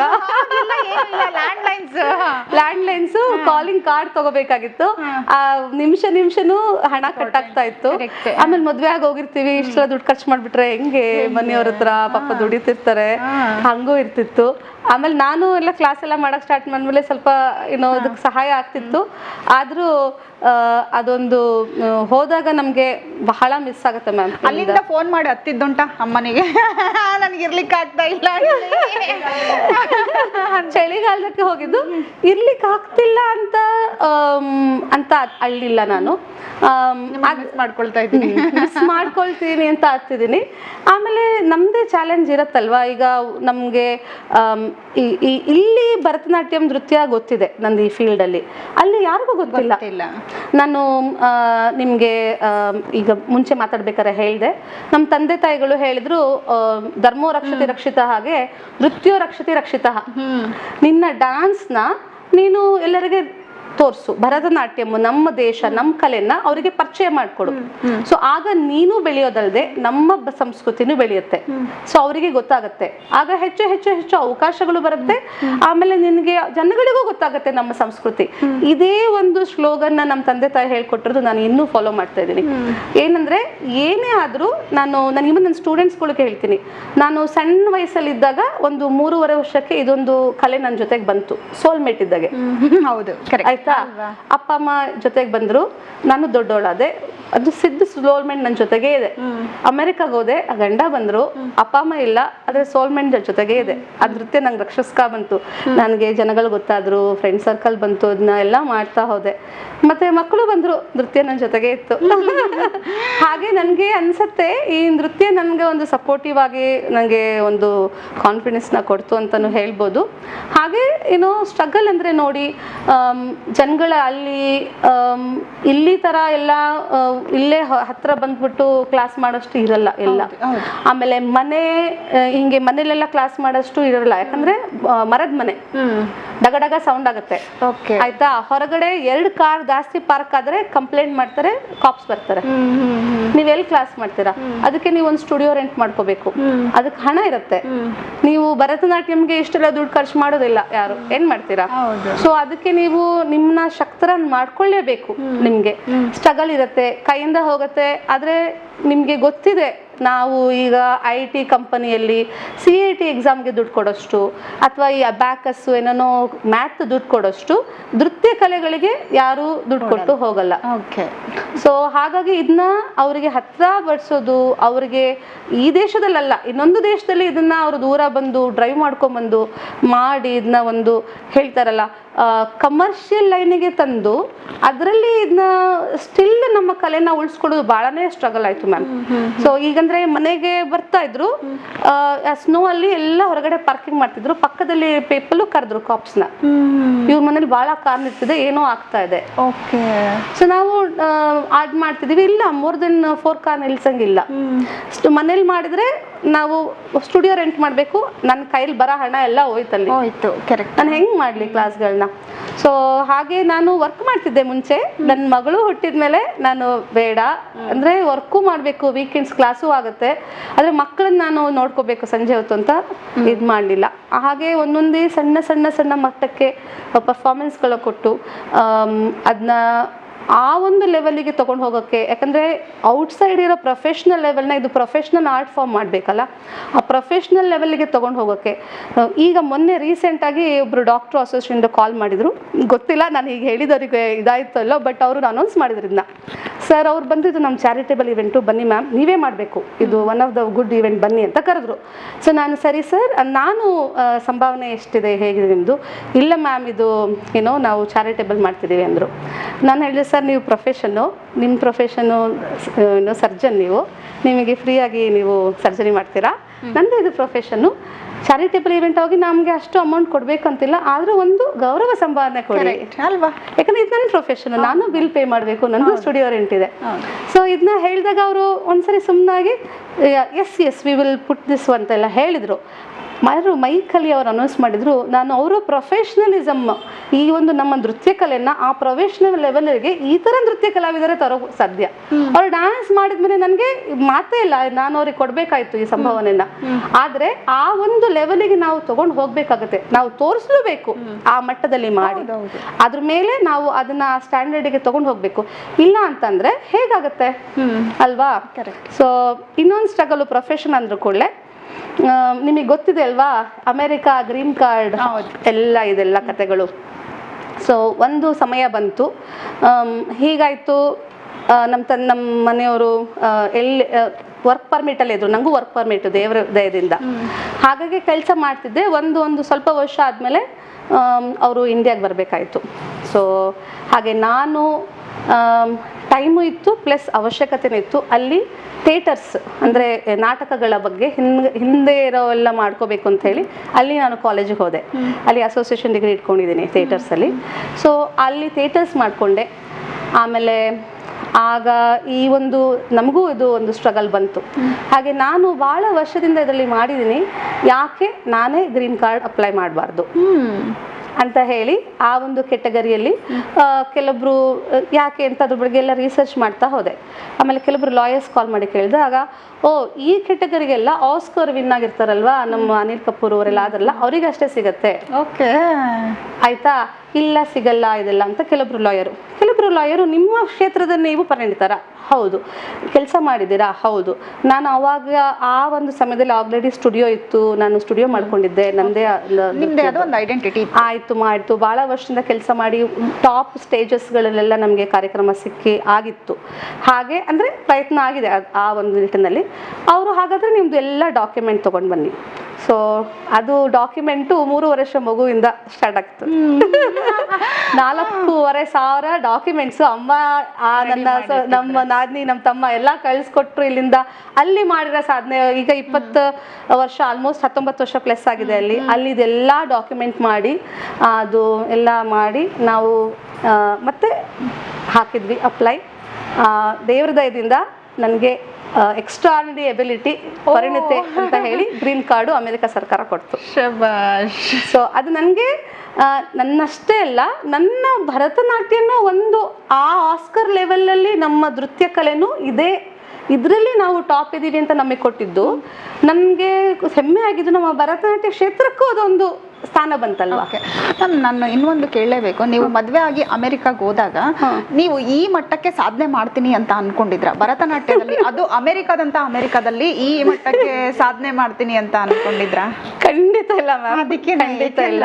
ಅದು ಆಗ್ತಾ ಆಗ್ತಾ ಆಗ್ತಾ ಏನೋ ಒಂದು ನನ್ನ ಕಡೆ ಬರ್ತಾ ಇದ್ದಿದ್ದು ನಾನು ಸಾಧ್ಯದಷ್ಟು ಮಾಡ್ಕೊಂಡು ಹೋದೆ. ಹಾಗೆ ನಂದು 2ನೇ ಮಗು ಆದಮೇಲೆ ನಂದು ಒಂದು ಸ್ಟ್ರಗಲ್ಲು. ನನಗೆ ಬಾಣಂತಿ ಅನ್ಬೋದು, ಸುಂಕ ಅಂತ ಹೇಳ್ಬೋದು. ಆ ಟೈಮಲ್ಲಿ ಒಂದು ವೀಕ್ ಇದ್ದಾಗ ನನಗೆ ಒಂದು ಥೈರಾಯ್ಡ್ ಗಡ್ಡೆ ಬೆಳೀತು ಇಲ್ಲಿ. ಆ ಥೈರಾಯ್ಡ್ ಗಡ್ಡೆ ಒಂದು ನನ್ನ ಕಂಠದ ಒಂದೇ 1 ಮೀಟರಲ್ಲಿತ್ತು. ಅದನ್ನ ಗಡ್ಡೆ ತೆಗಿಬೇಕಂದ್ರೆ ಥೈರಾಯ್ಡ್ ತೆಗಿಬೇಕು ಆಯ್ತು. ಆಗಿದೆ. ನಾನು ಈಗ ಆಲ್ಮೋಸ್ಟ್ ಲೈಫ್ ಟೈಮ್ ಸಪ್ಲಿಮೆಂಟ್ ಅಲ್ಲಿ ಇದ್ದೀನಿ. ಆ ಒಂದು ಥೈರಾಯ್ಡ್ ತೆಗೆದಾಗ ನಂಗೆ ಮಗು ಒಂದು 10 ತಿಂಗಳಷ್ಟೇ. ಆಗ 2ನೇ ಮಗು. ಒಬ್ಬಳೇ ಇದ್ದೆ. ಅಮ್ಮ ಪಾಪ ಆಗ್ತಾನೆ ಬಾಣಂತಿ ಮುಗಿಸ್ಕೊಂಡು ಹೋಗಿದ್ರು ಇಲ್ಲಿಂದ. ಅವ್ರು ನಮ್ಮ ಅಕ್ಕನ ಬಾಣಂತಿನೂ ಮಾಡಿದ್ರು ಅಲ್ಲಿ ನೆದರ್ಲ್ಯಾಂಡ್ಸಿಗೆ ಹೋಗಿ, ಆಯ್ತಾ. ಸೊ ಮನೇಲಿ ಒಬ್ಬಳೇ ಇದ್ದೆ. ಆ ಥೈರಾಯ್ಡ್ ರಿಮೂವ್ ಆದಾಗ ಬೆಳಗ್ಗೆ ಗೊತ್ತಾಗ್ತಿರ್ಲಿಲ್ಲ, ಸಂಜೆ ಗೊತ್ತಾಗ್ತಿರ್ಲಿಲ್ಲ. ಯಾಕಂದ್ರೆ ಅದು ಮತ್ತೆ ವಾಪಸ್ ಬರ್ಬೇಕಾದ್ರೆ ಮಗು ಸಹ ಸಣ್ಣದು. ಒಂದು ಈ ಕಲೆ ಇರ್ಬೋದು ಅಥವಾ ನನ್ನ ಮಕ್ಕಳು ಇರ್ಬೋದು, ಒಂದು ಪುಲ್ಲಲ್ಲಿ ಕೇಮ್ ಬ್ಯಾಕ್. ಮತ್ತೆ ಕಂಠನೇ ನಮ್ದು ಇದೆ ಅಲ್ವಾ. ಅದಕ್ಕೆ ನಾನು ಕೇಳಿದ್ದು ನಿಮ್ಗೆ. ನೀವು ಇವಾಗ ಹೇಳಿದ್ರಲ್ಲ ನೀವು ಒಬ್ಬರೇ ಸಫರ್ ಮಾಡಿದ್ರಿ ಅಂತ ಹೇಳ್ಬಿಟ್ಟು. ಯಾಕಂದ್ರೆ ಇಲ್ಲಿ ಹೇಳಿದ್ನಲ್ಲ, ನಾವು ಒಂದು ಊರಿಗೆ ಹೋದಾಗ್ಲೇ ಇಷ್ಟೊಂದು ಚೇಂಜಸ್ ಆಗುತ್ತೆ. ಒಂದು ಫೋನ್ ಮಾಡಿ ಅಮ್ಮ ಬನ್ನಿ ಅಂತ ಕರ್ಸ್ಕೋತಾರೆ. ಬಟ್ ನೀವು ಅಲ್ಲಿ ನಿಮ್ಮಂತ ಎಷ್ಟೋ ಜನ ಹೆಣ್ಮಕ್ಳು, ನಾವು ಫಾರಿನ್ ಅಲ್ಲಿ ಇದೀವಿ, ನಮ್ಗಿರುತ್ತೆ ನನ್ನ ಮಕ್ಕಳು ಫಾರಿನ್ ಅಲ್ಲಿ ಇದ್ದಾರೆ, ಬಟ್ ಅಲ್ಲಿ ಏನ್ ಲೋನ್ಲಿನೆಸ್ ಫೀಲ್ ಮಾಡ್ತಾ ಇದ್ರಿ ಅದು ನಿಮಗೆ ಮಾತ್ರ ಗೊತ್ತಿರುತ್ತೆ. ಖಂಡಿತ ಖಂಡಿತ. ಅದಕ್ಕೋಸ್ಕರ ನಾನು ಕೇಳ್ತಾ ಇರೋದು. ಇಲ್ಲಿ ಬಾಣಂತಿನೂ ನಾವೇ, ಪಾಪ ಬರ್ತಾರೆ ಒಂದ್ 3-4 ತಿಂಗಳು ಅವ್ರಿಗೂ ವೀಸಾ ಸಿಗುತ್ತೆ. ನಾವು ಬಸ್ರಲ್ಲಿ ಅಷ್ಟು ತಿಂಗಳು ನಾವೇ ಇರ್ತೀವಿ ಎಲ್ಲ. ಆಮೇಲೆ ನಾವೇ ಡ್ರೈವರು ಮಕ್ಕಳಿಗೆಲ್ಲ ಡ್ರಾಪ್ ಮಾಡೋದು, ಆಯ್ತಾ. ನಾವೇ ಕುಕ್ಕು, ಏನ್ ಟೈಮಲ್ಲೂ ಫುಲ್ ನಾವೇ ಅವರಿಗೆ ಎಲ್ಲ ಮಾಡ್ಕೊಡ್ಬೇಕು, ಆಯ್ತಾ. ನಾವೇ ಅವರಿಗೆ ಏನು ಫಂಕ್ಷನ್ ಆದ್ರೆ ನಾವೇ ಫುಲ್ ದೊಡ್ಡ 100 ಜನಕ್ಕೆ ಅಡಿಗೆ ನಮ್ದೇ ಆಗುತ್ತೆ. ಎಲ್ಲದು ನಾವೇ ಲೈಟ್ ಮ್ಯಾನು, ನಾವೇ ಸೌಂಡ್ ಪರ್ಸನ್, ಎಲ್ಲ ನಾವೇ. ಒಂಥರ ಕರೆಕ್ಟ್. ಆದ್ರೂ ನಾನೀಗ ವರ್ಷ ಗಟ್ಟೆ ಆಗಿದೆಲ್ಲ, ನನ್ನ ಅಕಾಡೆಮಿಲಿ ಇರೋರ್ನೆಲ್ಲ ಟ್ರೈನ್ ಮಾಡ್ಬಿಟ್ಟಿದ್ದೀನಿ. ಸೊ ಅಲ್ಲಿ ನಮ್ಗೆ ಸಪೋರ್ಟಿವ್ ಆಗಿ ಬಹಳ ವರ್ಷದಿಂದ ಎಷ್ಟೊಂದು ಜನ, ಈಗ ನಾನ್ ಮಾಡ್ತಾ ಇರೋದು ನೋಡಿ ಎಷ್ಟೊಂದು ಜನ ಹತ್ರ ಬಂದು ಹೆಲ್ಪ್ ಮಾಡೋಣ ಅಂತ ಬಂದು ಈಗ ನನ್ನ ಅಕಾಡೆಮಿಯಲ್ಲಿ ಲೈಟಿಂಗು, ಬ್ಯಾಕ್ ಸ್ಟೇಜು ಎಲ್ಲದೂ ಅದನ್ನ ಕಲ್ತ್ಕೊಂಡು ನನಗೆ ಸಪೋರ್ಟಿವ್ ಮಾಡಕ್ ಬರ್ತಾ ಇದ್ದಾರೆ. ಸೊ ಅದು ಒಂದು. ಆಮೇಲೆ 1-2 ವರ್ಷದಲ್ಲ 15 ವರ್ಷದಿಂದ ಸಪೋರ್ಟ್ ಆಗಿದ್ದಾರೆ ಎಷ್ಟೋ ಒಂದು ನಮ್ದು ಫ್ರೆಂಡ್ ಸರ್ಕಲ್. ಸೊ ಹಾಗೆ ಅವ್ರನ್ನೆಲ್ಲ ಟ್ರೈನ್ ಮಾಡಿ ನಮ್ದು ಒಂದು ಸಪೋರ್ಟಿವ್ ಸಿಸ್ಟಮ್ ಮಾಡ್ಕೊಂಡು, ನನ್ನ ಸ್ಟೂಡೆಂಟ್ಸ್ ಸಿಸ್ಟಮ್ ಎಲ್ಲರೂ ಬಹಳನೇ ಚೆನ್ನಾಗಿದ್ದಾರೆ. ನನ್ನ 2ನೇ ತಾಯಿಯಾಗೆ ನೋಡ್ತಾರೆ ಎಲ್ಲಾ ಸ್ಟೂಡೆಂಟ್ಗಳು. ಹಾಗೆ ಯಾಕಂದ್ರೆ ಅವರು ಏನಾಗುತ್ತೆ, ಆ ಮಕ್ಕಳು ಅಮ್ಮನ್ ಬಿಟ್ರೆ ನನ್ನನ್ನ ಪ್ರತಿ ವೀಕು ನೋಡೋದು, ಬೇರೆ ಎಲ್ಲ ಚೇಂಜ್ ಆಗ್ತಾರೆ ಅವರಿಗೆ. ಸೊ ಹಾಗೆ ನಾನು 2ನೇ ತಾಯಿಯಾಗಿ ಎಲ್ಲರಿಗೂ ಇರೋದ್ರಿಂದ ಅದೊಂಥರ ಅವರು ಸಪೋರ್ಟಿವ್ ಸಿಸ್ಟಮ್ ಇದೆ. ಬಟ್ ಅವ್ರನ್ನ ನಾವು ಆ ಒಂದು ನಿಟ್ಟಿನಲ್ಲಿ ಅವ್ರನ್ನ ಟ್ರೈನ್ ಮಾಡಿ ಕರ್ಕೊಂಡು ಬರ್ಬೇಕಾಯ್ತು. ಲೋನ್ಲಿನೆಸ್ ಅದೇ ಏನು ಅಂದ್ರೆ, ಈಗ ಏನೋ ಬೇಜಾರಾಯ್ತಪ್ಪ ಅಮ್ಮನ ಮನೆಗೆ ಹೋಗ್ಬಿಡ್ಬೋದು. ನಾವ್ 2 ವರ್ಷಕ್ಕೊಂದ್ಸರಿ ಆಲ್ಮೋಸ್ಟ್ ಹಾಗೆ ಅದು ಆಗತ್ತೆ. ಬಟ್ ನಮ್ಮ ತಂದೆ ತಾಯಿಗಳು 1 ವರ್ಷಕ್ಕೆ ಬಂದ್ರು ಒಂದ್ಸರಿ ಮಾತಾಡ್ಸ್ಕೊಂಡು ಹೋಗೋಣ ಮಗಳನ್ನ ಅಂತ ಅಮೆರಿಕಾಗೆ ಸಪೋರ್ಟ್ ಮಾಡಿ. ಫಸ್ಟಿಗೆ ಅವ್ರಿಗೆ ಅನಿಸ್ತಿತ್ತು, ಈ ಎಲ್ಲ ನೃತ್ಯ ಕಲೆ ಎಲ್ಲ ಕೊಟ್ಬಿಡ್ತೀವಿ, ದೇಶ ಬಿಟ್ಟು ಹೋಗ್ಬಿಟ್ಟು ಅಲ್ಲಿ ಏನ್ ಮಾಡ್ತಾಳೆ ಅಮೆರಿಕದಲ್ಲಿ ಅಲ್ವಾ ಅಂತ. ಏನ್ ಸ್ಟೂಡೆಂಟ್ ಇರಲ್ಲ, ಅವಳಿಗೆ, ಅವಳು ಡ್ಯಾನ್ಸೇ ಮಾಡಬೇಕು, ಜಾಬ್ ಇಲ್ಲ ಅಂದ್ರೂ ತೊಂದರೆ ಇಲ್ಲ, ಡ್ಯಾನ್ಸೇ ಎಲ್ಲ ಮಾಡಬೇಕು ಅಂತ ಇದ್ದವಳು ಅಂತೆಲ್ಲ ಭಾಳನೇ ಇತ್ತು ಅವ್ರಿಗೆ. ಬಟ್ ಒಂದ್ಸರಿ ಅಲ್ಲಿ ಬಂದು ಹೇಗೆ ನಮ್ಮ ನೃತ್ಯ ಕಲೆಗಳನ್ನ ನಾನು ಕಲಿಸ್ತಾ ಇದ್ದೀನಿ, ಮಾಡ್ತಾ ಇದೀನಿ ನೋಡಿ, ಭಾಳ ಖುಷಿ ಆಯ್ತು ಅವ್ರಿಗೆ. ಇಲ್ಲೇ ಇರು, ಇಲ್ಲೇ ಎಲ್ಲ ಇದನ್ನೇ ಮುಂದುವರ್ಸ್ಕೊಂಡು ಹೋಗು ಅಂತ ಆಶೀರ್ವಾದ ಮಾಡಿದ್ರು. ನಾನು ಇನ್ನೊಂದು ಕೇಳಲೇಬೇಕು ನಿಮಗೆ, ನಮ್ಮ ಪರಂಪರೆನ, ನಮ್ಮ ಸಂಸ್ಕೃತಿನ, ನಮ್ಮ ವೇದಗಳನ್ನ ಎಲ್ಲದನ್ನು ವಿದೇಶಿಗರು ಗೌರವಿಸ್ತಾ ಇದ್ದಾರೆ, ನಮ್ಮವ್ರಿಗಿಂತನೂ ಜಾಸ್ತಿ ಗೌರವಿಸ್ತಾ ಇದ್ದಾರೆ. ಇದ್ರ ಬಗ್ಗೆ ಏನ್ ಹೇಳ್ತೀರಾ? ಆಮೇಲೆ ಇನ್ನೊಂದು ನಾನು ಕೇಳಲೇಬೇಕು ನಿಮ್ಗೆ, ನೀವು ಇಲ್ಲಿದ್ದು ಇಂಡಿಯಾದಲ್ಲಿ ಇದ್ದು ಇಷ್ಟು ಸಾಧನೆ ಮಾಡ್ಲಿಕ್ಕೆ ಆಗ್ತಾ ಇತ್ತಾ ಈ ನೃತ್ಯದಲ್ಲಿ? ಇವಾಗ ಏನ್ ಸಾಧನೆ ಮಾಡಿದಿರಲ್ಲ, ಇದನ್ನ ಸಾಧನೆ ಮಾಡ್ಲಿಕ್ಕೆ ಆಗ್ತಿತ್ತಾ? ಯಾಕೆಂದ್ರೆ ಎಲ್ಲಾರು ಇವಾಗ ಏನು ಅಂದ್ರೆ ಭರತನಾಟ್ಯ ಅಂತ ಅಂದ್ರೆ ಎಲ್ಲರೂ ಅಂತ ಹೇಳಕ್ಕಾಗಲ್ಲ, ಅಲ್ಲಿ ಇರೋವಷ್ಟು ರೆಸ್ಪೆಕ್ಟು, ಅಲ್ಲಿ ಕೊಡ್ತಾ ಇರೋವಷ್ಟು ಮಾನ್ಯತೆನ ಇಲ್ಲಿ ನಮ್ಮ ಇಂಡಿಯನ್ಸೇ ಕೊಡ್ತಾ ಇಲ್ಲ, ನಮ್ಮ ಸಂಸ್ಕೃತಿಗೆ, ನಮ್ಮ ನೃತ್ಯಕ್ಕೆ. ಇದು ನಿಜವಾಗ್ಲೂ ಬೇಜಾರಿನ ವಿಚಾರನೇ ಅಲ್ವಾ? ಹೌದು ಹೌದು. ಈಗ ದೂರದ ಬೆಟ್ಟ ನುಣ್ಣಗೆ ಅಂತಾರಲ್ವಾ, ಗೊತ್ತಾಗ್ತಿದ್ಯಾ? ಈಗ ನಾವು ಇವನ್ ಅದು ನಾನು ಅನ್ಕೊಂಡಿದೀನಿ, ಇಲ್ಲಿ ಹೋದವರು ನಾವು ಇಲ್ಲಿಂದ ದೇಶ ಬಿಟ್ಟು ಹೋಗಿದ್ದೀವಿ, ನಮ್ಮ ಮಕ್ಕಳು ನಮ್ಮ ಭಾರತ ಸಂಸ್ಕೃತಿ ಕಲಿದ್ರೆ ಹೇಗೆ, ಅವರಿಗೆ ನಮ್ಮ ಭಾರತ ಸಂಸ್ಕೃತಿ ಬರಬೇಕು ಅಂತ ಇವನ್ ಅಲ್ಲಿರೋ ಒಂದು ಪೋಷಕರಿಗೂ ಅದೊಂದು ಆಸಕ್ತಿ ಹೆಚ್ಚಿರುತ್ತೆ. ಇಲ್ಲಿ ಏನಾಗತ್ತೆ, ಎಲ್ಲ ಇದೆಯಲ್ಲ ಅಲ್ಲಿ, ಏನೋ ಅಲ್ಲಿ ಆ ಬ್ಯಾಲೆ, ಆ ಟ್ಯಾಪ್ ಡ್ಯಾನ್ಸು, ಆ ಬೇರೆ ವೆಸ್ಟರ್ನ್ ಡ್ಯಾನ್ಸ್ಗಳಿಗೆ ಏನೋ ಒಂದು ತವಕ ಜಾಸ್ತಿ ಆಗುತ್ತೆ, ನಮ್ಮ ಸುತ್ತಮುತ್ತ ಇರೋದಕ್ಕೆ ಬೆಲೆ ಕಮ್ಮಿ ಆಗುತ್ತೆ. ಸೊ ಆ ಒಂದು ತವಕನೂ ಇರ್ಬೋದು ಅಲ್ಲಿ ಹಾಗೆ. ಆಮೇಲೆ ನನಗನ್ಸೋದು ಈ ಒಂದು ಕ್ಷೇತ್ರದಲ್ಲಿ ಇರೋದ್ರಿಂದ ಬಹಳ ವರ್ಷಗಳಿಂದ, ನಮ್ಮ ಸ್ವಾತಂತ್ರ್ಯಕ್ಕಿಂತ ಒಂದು 100 ವರ್ಷ ಇರ್ಬೋದು, ಈಗಿರ್ಬೋದು, ಜನಗಳು ಭಾಳ ಆಚಾರಗಳನ್ನ ಮಾಡ್ಕೊಂಡು ಹೋದ್ರು, ವಿಚಾರಗಳನ್ನ ಅದನ್ನ ಸ್ಪ್ರೆಡ್ ಕಮ್ಮಿ ಮಾಡ್ತಾ ಹೋದ್ರು. ಆಚಾರ ವಿಚಾರ ಪಾಸ್ ಆಗ್ಬೇಕು ಅಂತಾರಲ್ಲ, ಆಚಾರಗಳು ಪಾಸ್ ಆಗ್ತಾ ಹೋಯ್ತು. ಡ್ಯಾನ್ಸು, ಅದು ಫ್ಯಾನ್ಸಿನೆಸ್, ಕಾಸ್ಟ್ಯೂಮ್ಸು, ಜ್ಯುವೆಲರಿ, ಅದು ಡ್ಯಾನ್ಸ್ ಮಾಡಿದಾಗ ಕಾಣ್ತಾರೆ, ಸ್ಮಾಲ್ ರೀಲ್ಸ್ ಮಾಡಿ ಹಾಕೋದು, ಆದ್ರೆ ಅದ್ರ ಹಿಂದಿರೋ ವಿಚಾರಗಳು ಪಾಸ್ ಆಗ್ತಾ ಹೋಗ್ಲಿಲ್ಲ. ಸೊ ನಮ್ಮ ಭಾರತದಲ್ಲಿ ಆಚಾರಗಳು ಇನ್ನೂ ಪಾಸ್ ಆಗ್ತಾ ಇದೆ, ವಿಚಾರಗಳು ಕಮ್ಮಿ ಪಾಸ್ ಆಗ್ತಾ ಇರೋದ್ರಿಂದ ಅದು ಸ್ಪ್ರೆಡ್ ಕಮ್ಮಿ ಆಗ್ತಿದೆ.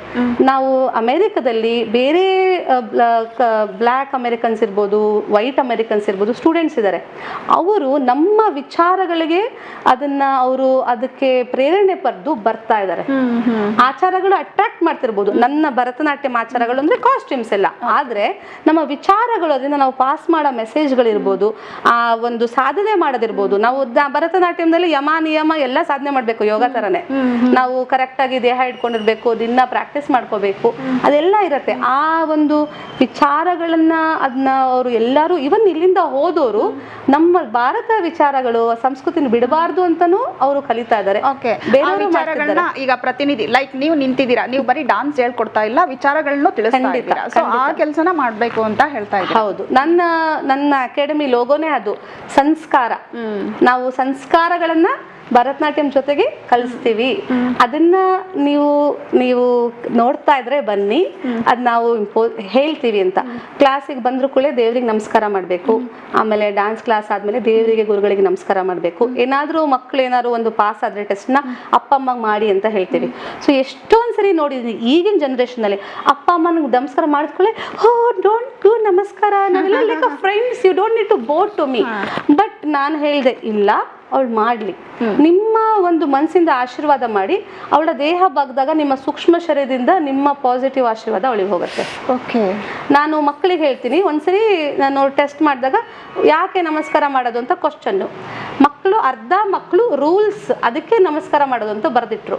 ನನಗೆ ಬೇಜಾರಾಯ್ತು, ನಾನು ಮಕ್ಕಳಿಗೆ ನಮಸ್ಕಾರ ಮಾಡೋ ವಿಚಾರಗಳನ್ನ ಹೇಳ್ಕೊಡ್ಲಿಲ್ಲ. ಆಮೇಲಿಂದ ಮಕ್ಕಳು ಕ್ಲಾಸಿಗೆ ಬಂದ್ರು ಕೂಡ ದೇವರಿಗೆ ನಮಸ್ಕಾರ ಮಾಡಿ, ನೀವು ಈ ಒಂದು ಇದರಲ್ಲಿ ಬಂದು ಇಲ್ಲಿ ಕ್ಲಾಸಿಗೆ ಏನು ಸ್ನೋ ಆಗ್ತಿಲ್ಲ, ಹಾಟ್ ವೆದರ್ ಇಲ್ಲ, ನೀವು ಇವತ್ತು ಕ್ಲಾಸಿಗೆ ಬರೋಂಗಾಯ್ತು, ಥ್ಯಾಂಕ್ ಗಾಡ್ ನಾನು ಬಂದು ಕ್ಲಾಸಿಗೆ ಬರೋಂಗಾಯ್ತು, ನಾನು ಇವತ್ತು ಚೆನ್ನಾಗಿ ಕಲೀಲಿ ಅಂತ ಹೇಳಿ ದೇವ್ರಿಗೆ ಬೇಡ್ಕೊಳ್ಳಿ, ಇದು ನಿಮ್ಮ ತಲೆಯಲ್ಲಿ ಹೇಳಬೇಕು. ಸಮ್ಟೈಮ್ ಪ್ರತಿ ಕ್ಲಾಸಲ್ಲೂ ಕೇಳಿದ್ರ ದೇವರಿಗೆ, ಥ್ಯಾಂಕ್ಸ್ ಹೇಳಿದ್ರ ದೇವರಿಗೆ, ಒಳ್ಳೆ ಡ್ಯಾನ್ಸ್ ಕಲೀಲಿ ಅಂದ್ರೆ ಕೇಳಿದ್ರ ಅಂತ ಕೇಳ್ತಾ ತಲೆಗೆ ಹಾಕ್ತಾ ಹೋದೆ ಮಕ್ಕಳಿಗೆ. ಆ ಕ್ಲಾಸ್ ಆದಮೇಲೆ ಯಾಕೆ ನಮಸ್ಕಾರ ಮಾಡ್ತಿದ್ಯಾ, ನಾನೀಗ ಥ್ಯಾಂಕ್ಸ್ ಮಾಡ್ತೀನಿ ಆಂಟಿ ನಿಮಗೆ, ಅದಕ್ಕೆ ಮಾಡ್ತಿದ್ದೀನಿ ಅಲ್ವಾ, ಈ ಥ್ಯಾಂಕ್ಸ್ ಮಾಡ್ತಿದ್ಯಾ ನನಗೆ ಅಂತ ಮಕ್ಕಳಿಗೆ ಹೇಳ್ತಾ ಯಾಕಂದ್ರೆ ಅವ್ರ ಜೊತೆಗೆ ನಾವು ಕಲಿತೀವಿ ಹೇಳ್ಕೊಡ್ಬೇಕಾರೆ ಶಿಕ್ಷಕರಾದಾಗ. ಆಗ ಮಕ್ಕಳಿಗೆ ಯಾಕೆ ನಮಸ್ಕಾರ ಮಾಡೋದು ಒಂದು ಗೊತ್ತಾಗ್ತಾ ಹೋಯ್ತು. ಸೊ ಹೀಗೆ ಕೆಲವೊಂದು ಎಲ್ಲ ಇವನ್ ನಮ್ದು ಸಂಸ್ಕೃತ ಶ್ಲೋಕಗಳು ಇದನ್ನೇ ಮಾಡೋದಲ್ವಾ ನಾವು. ವೇದಗಳಲ್ಲಿ ಯೋಪಾನ ಆಯತ ನಮ್ ವೇದ ಆಯತ ನಮ್ಮಾಂಬವತಿ ಅಂತ ಹೇಳ್ತಾರೆ. ನೋಡಿದ್ರೆ ಇದು ದೊಡ್ಡ ಬ್ರಾಹ್ಮಣರದು ದೊಡ್ಡ ವೇದ ಶ್ಲೋಕ ಅನ್ಕೋಬೇಕು. ನಾವು ಒಳಗೆ ಹೋಗಿ ಅದೇನು ಶ್ಲೋಕ, ಯಾಕಂದ್ರೆ ಅದು ಕೊರಿಯೋಗ್ರಫಿ ಮಾಡಿದ್ದೇನೆ. ಅದರಲ್ಲಿ ಓ ಅಗ್ನಿ ನಿನಗೆ ನಮಸ್ಕಾರ, ನೀನು ಬಾ ನಮ್ಮನ್ನ ಕಾಪಾಡು.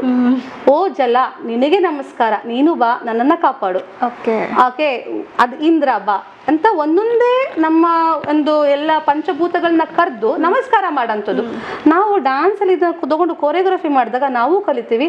ಆ ಮಕ್ಕಳಿಗೂ ಈ ಒಂದು ಈ ಮಂತ್ರ ನಮ್ಮಲ್ಲಿ ನಮ್ಮ ಪುರಾತನ ಕಾಲದಿಂದ ಇರೋದು, ನಾವು ಎಲಿಮೆಂಟ್ಸ್ಗೆ ನಮಗೆ ಕೊಡೋದಕ್ಕೆ ನಾವು ನಮಸ್ಕಾರ ಮಾಡ್ತೀವಿ ಅಂತ ಅವ್ರಿಗೂ ಗೊತ್ತಾಗುತ್ತೆ.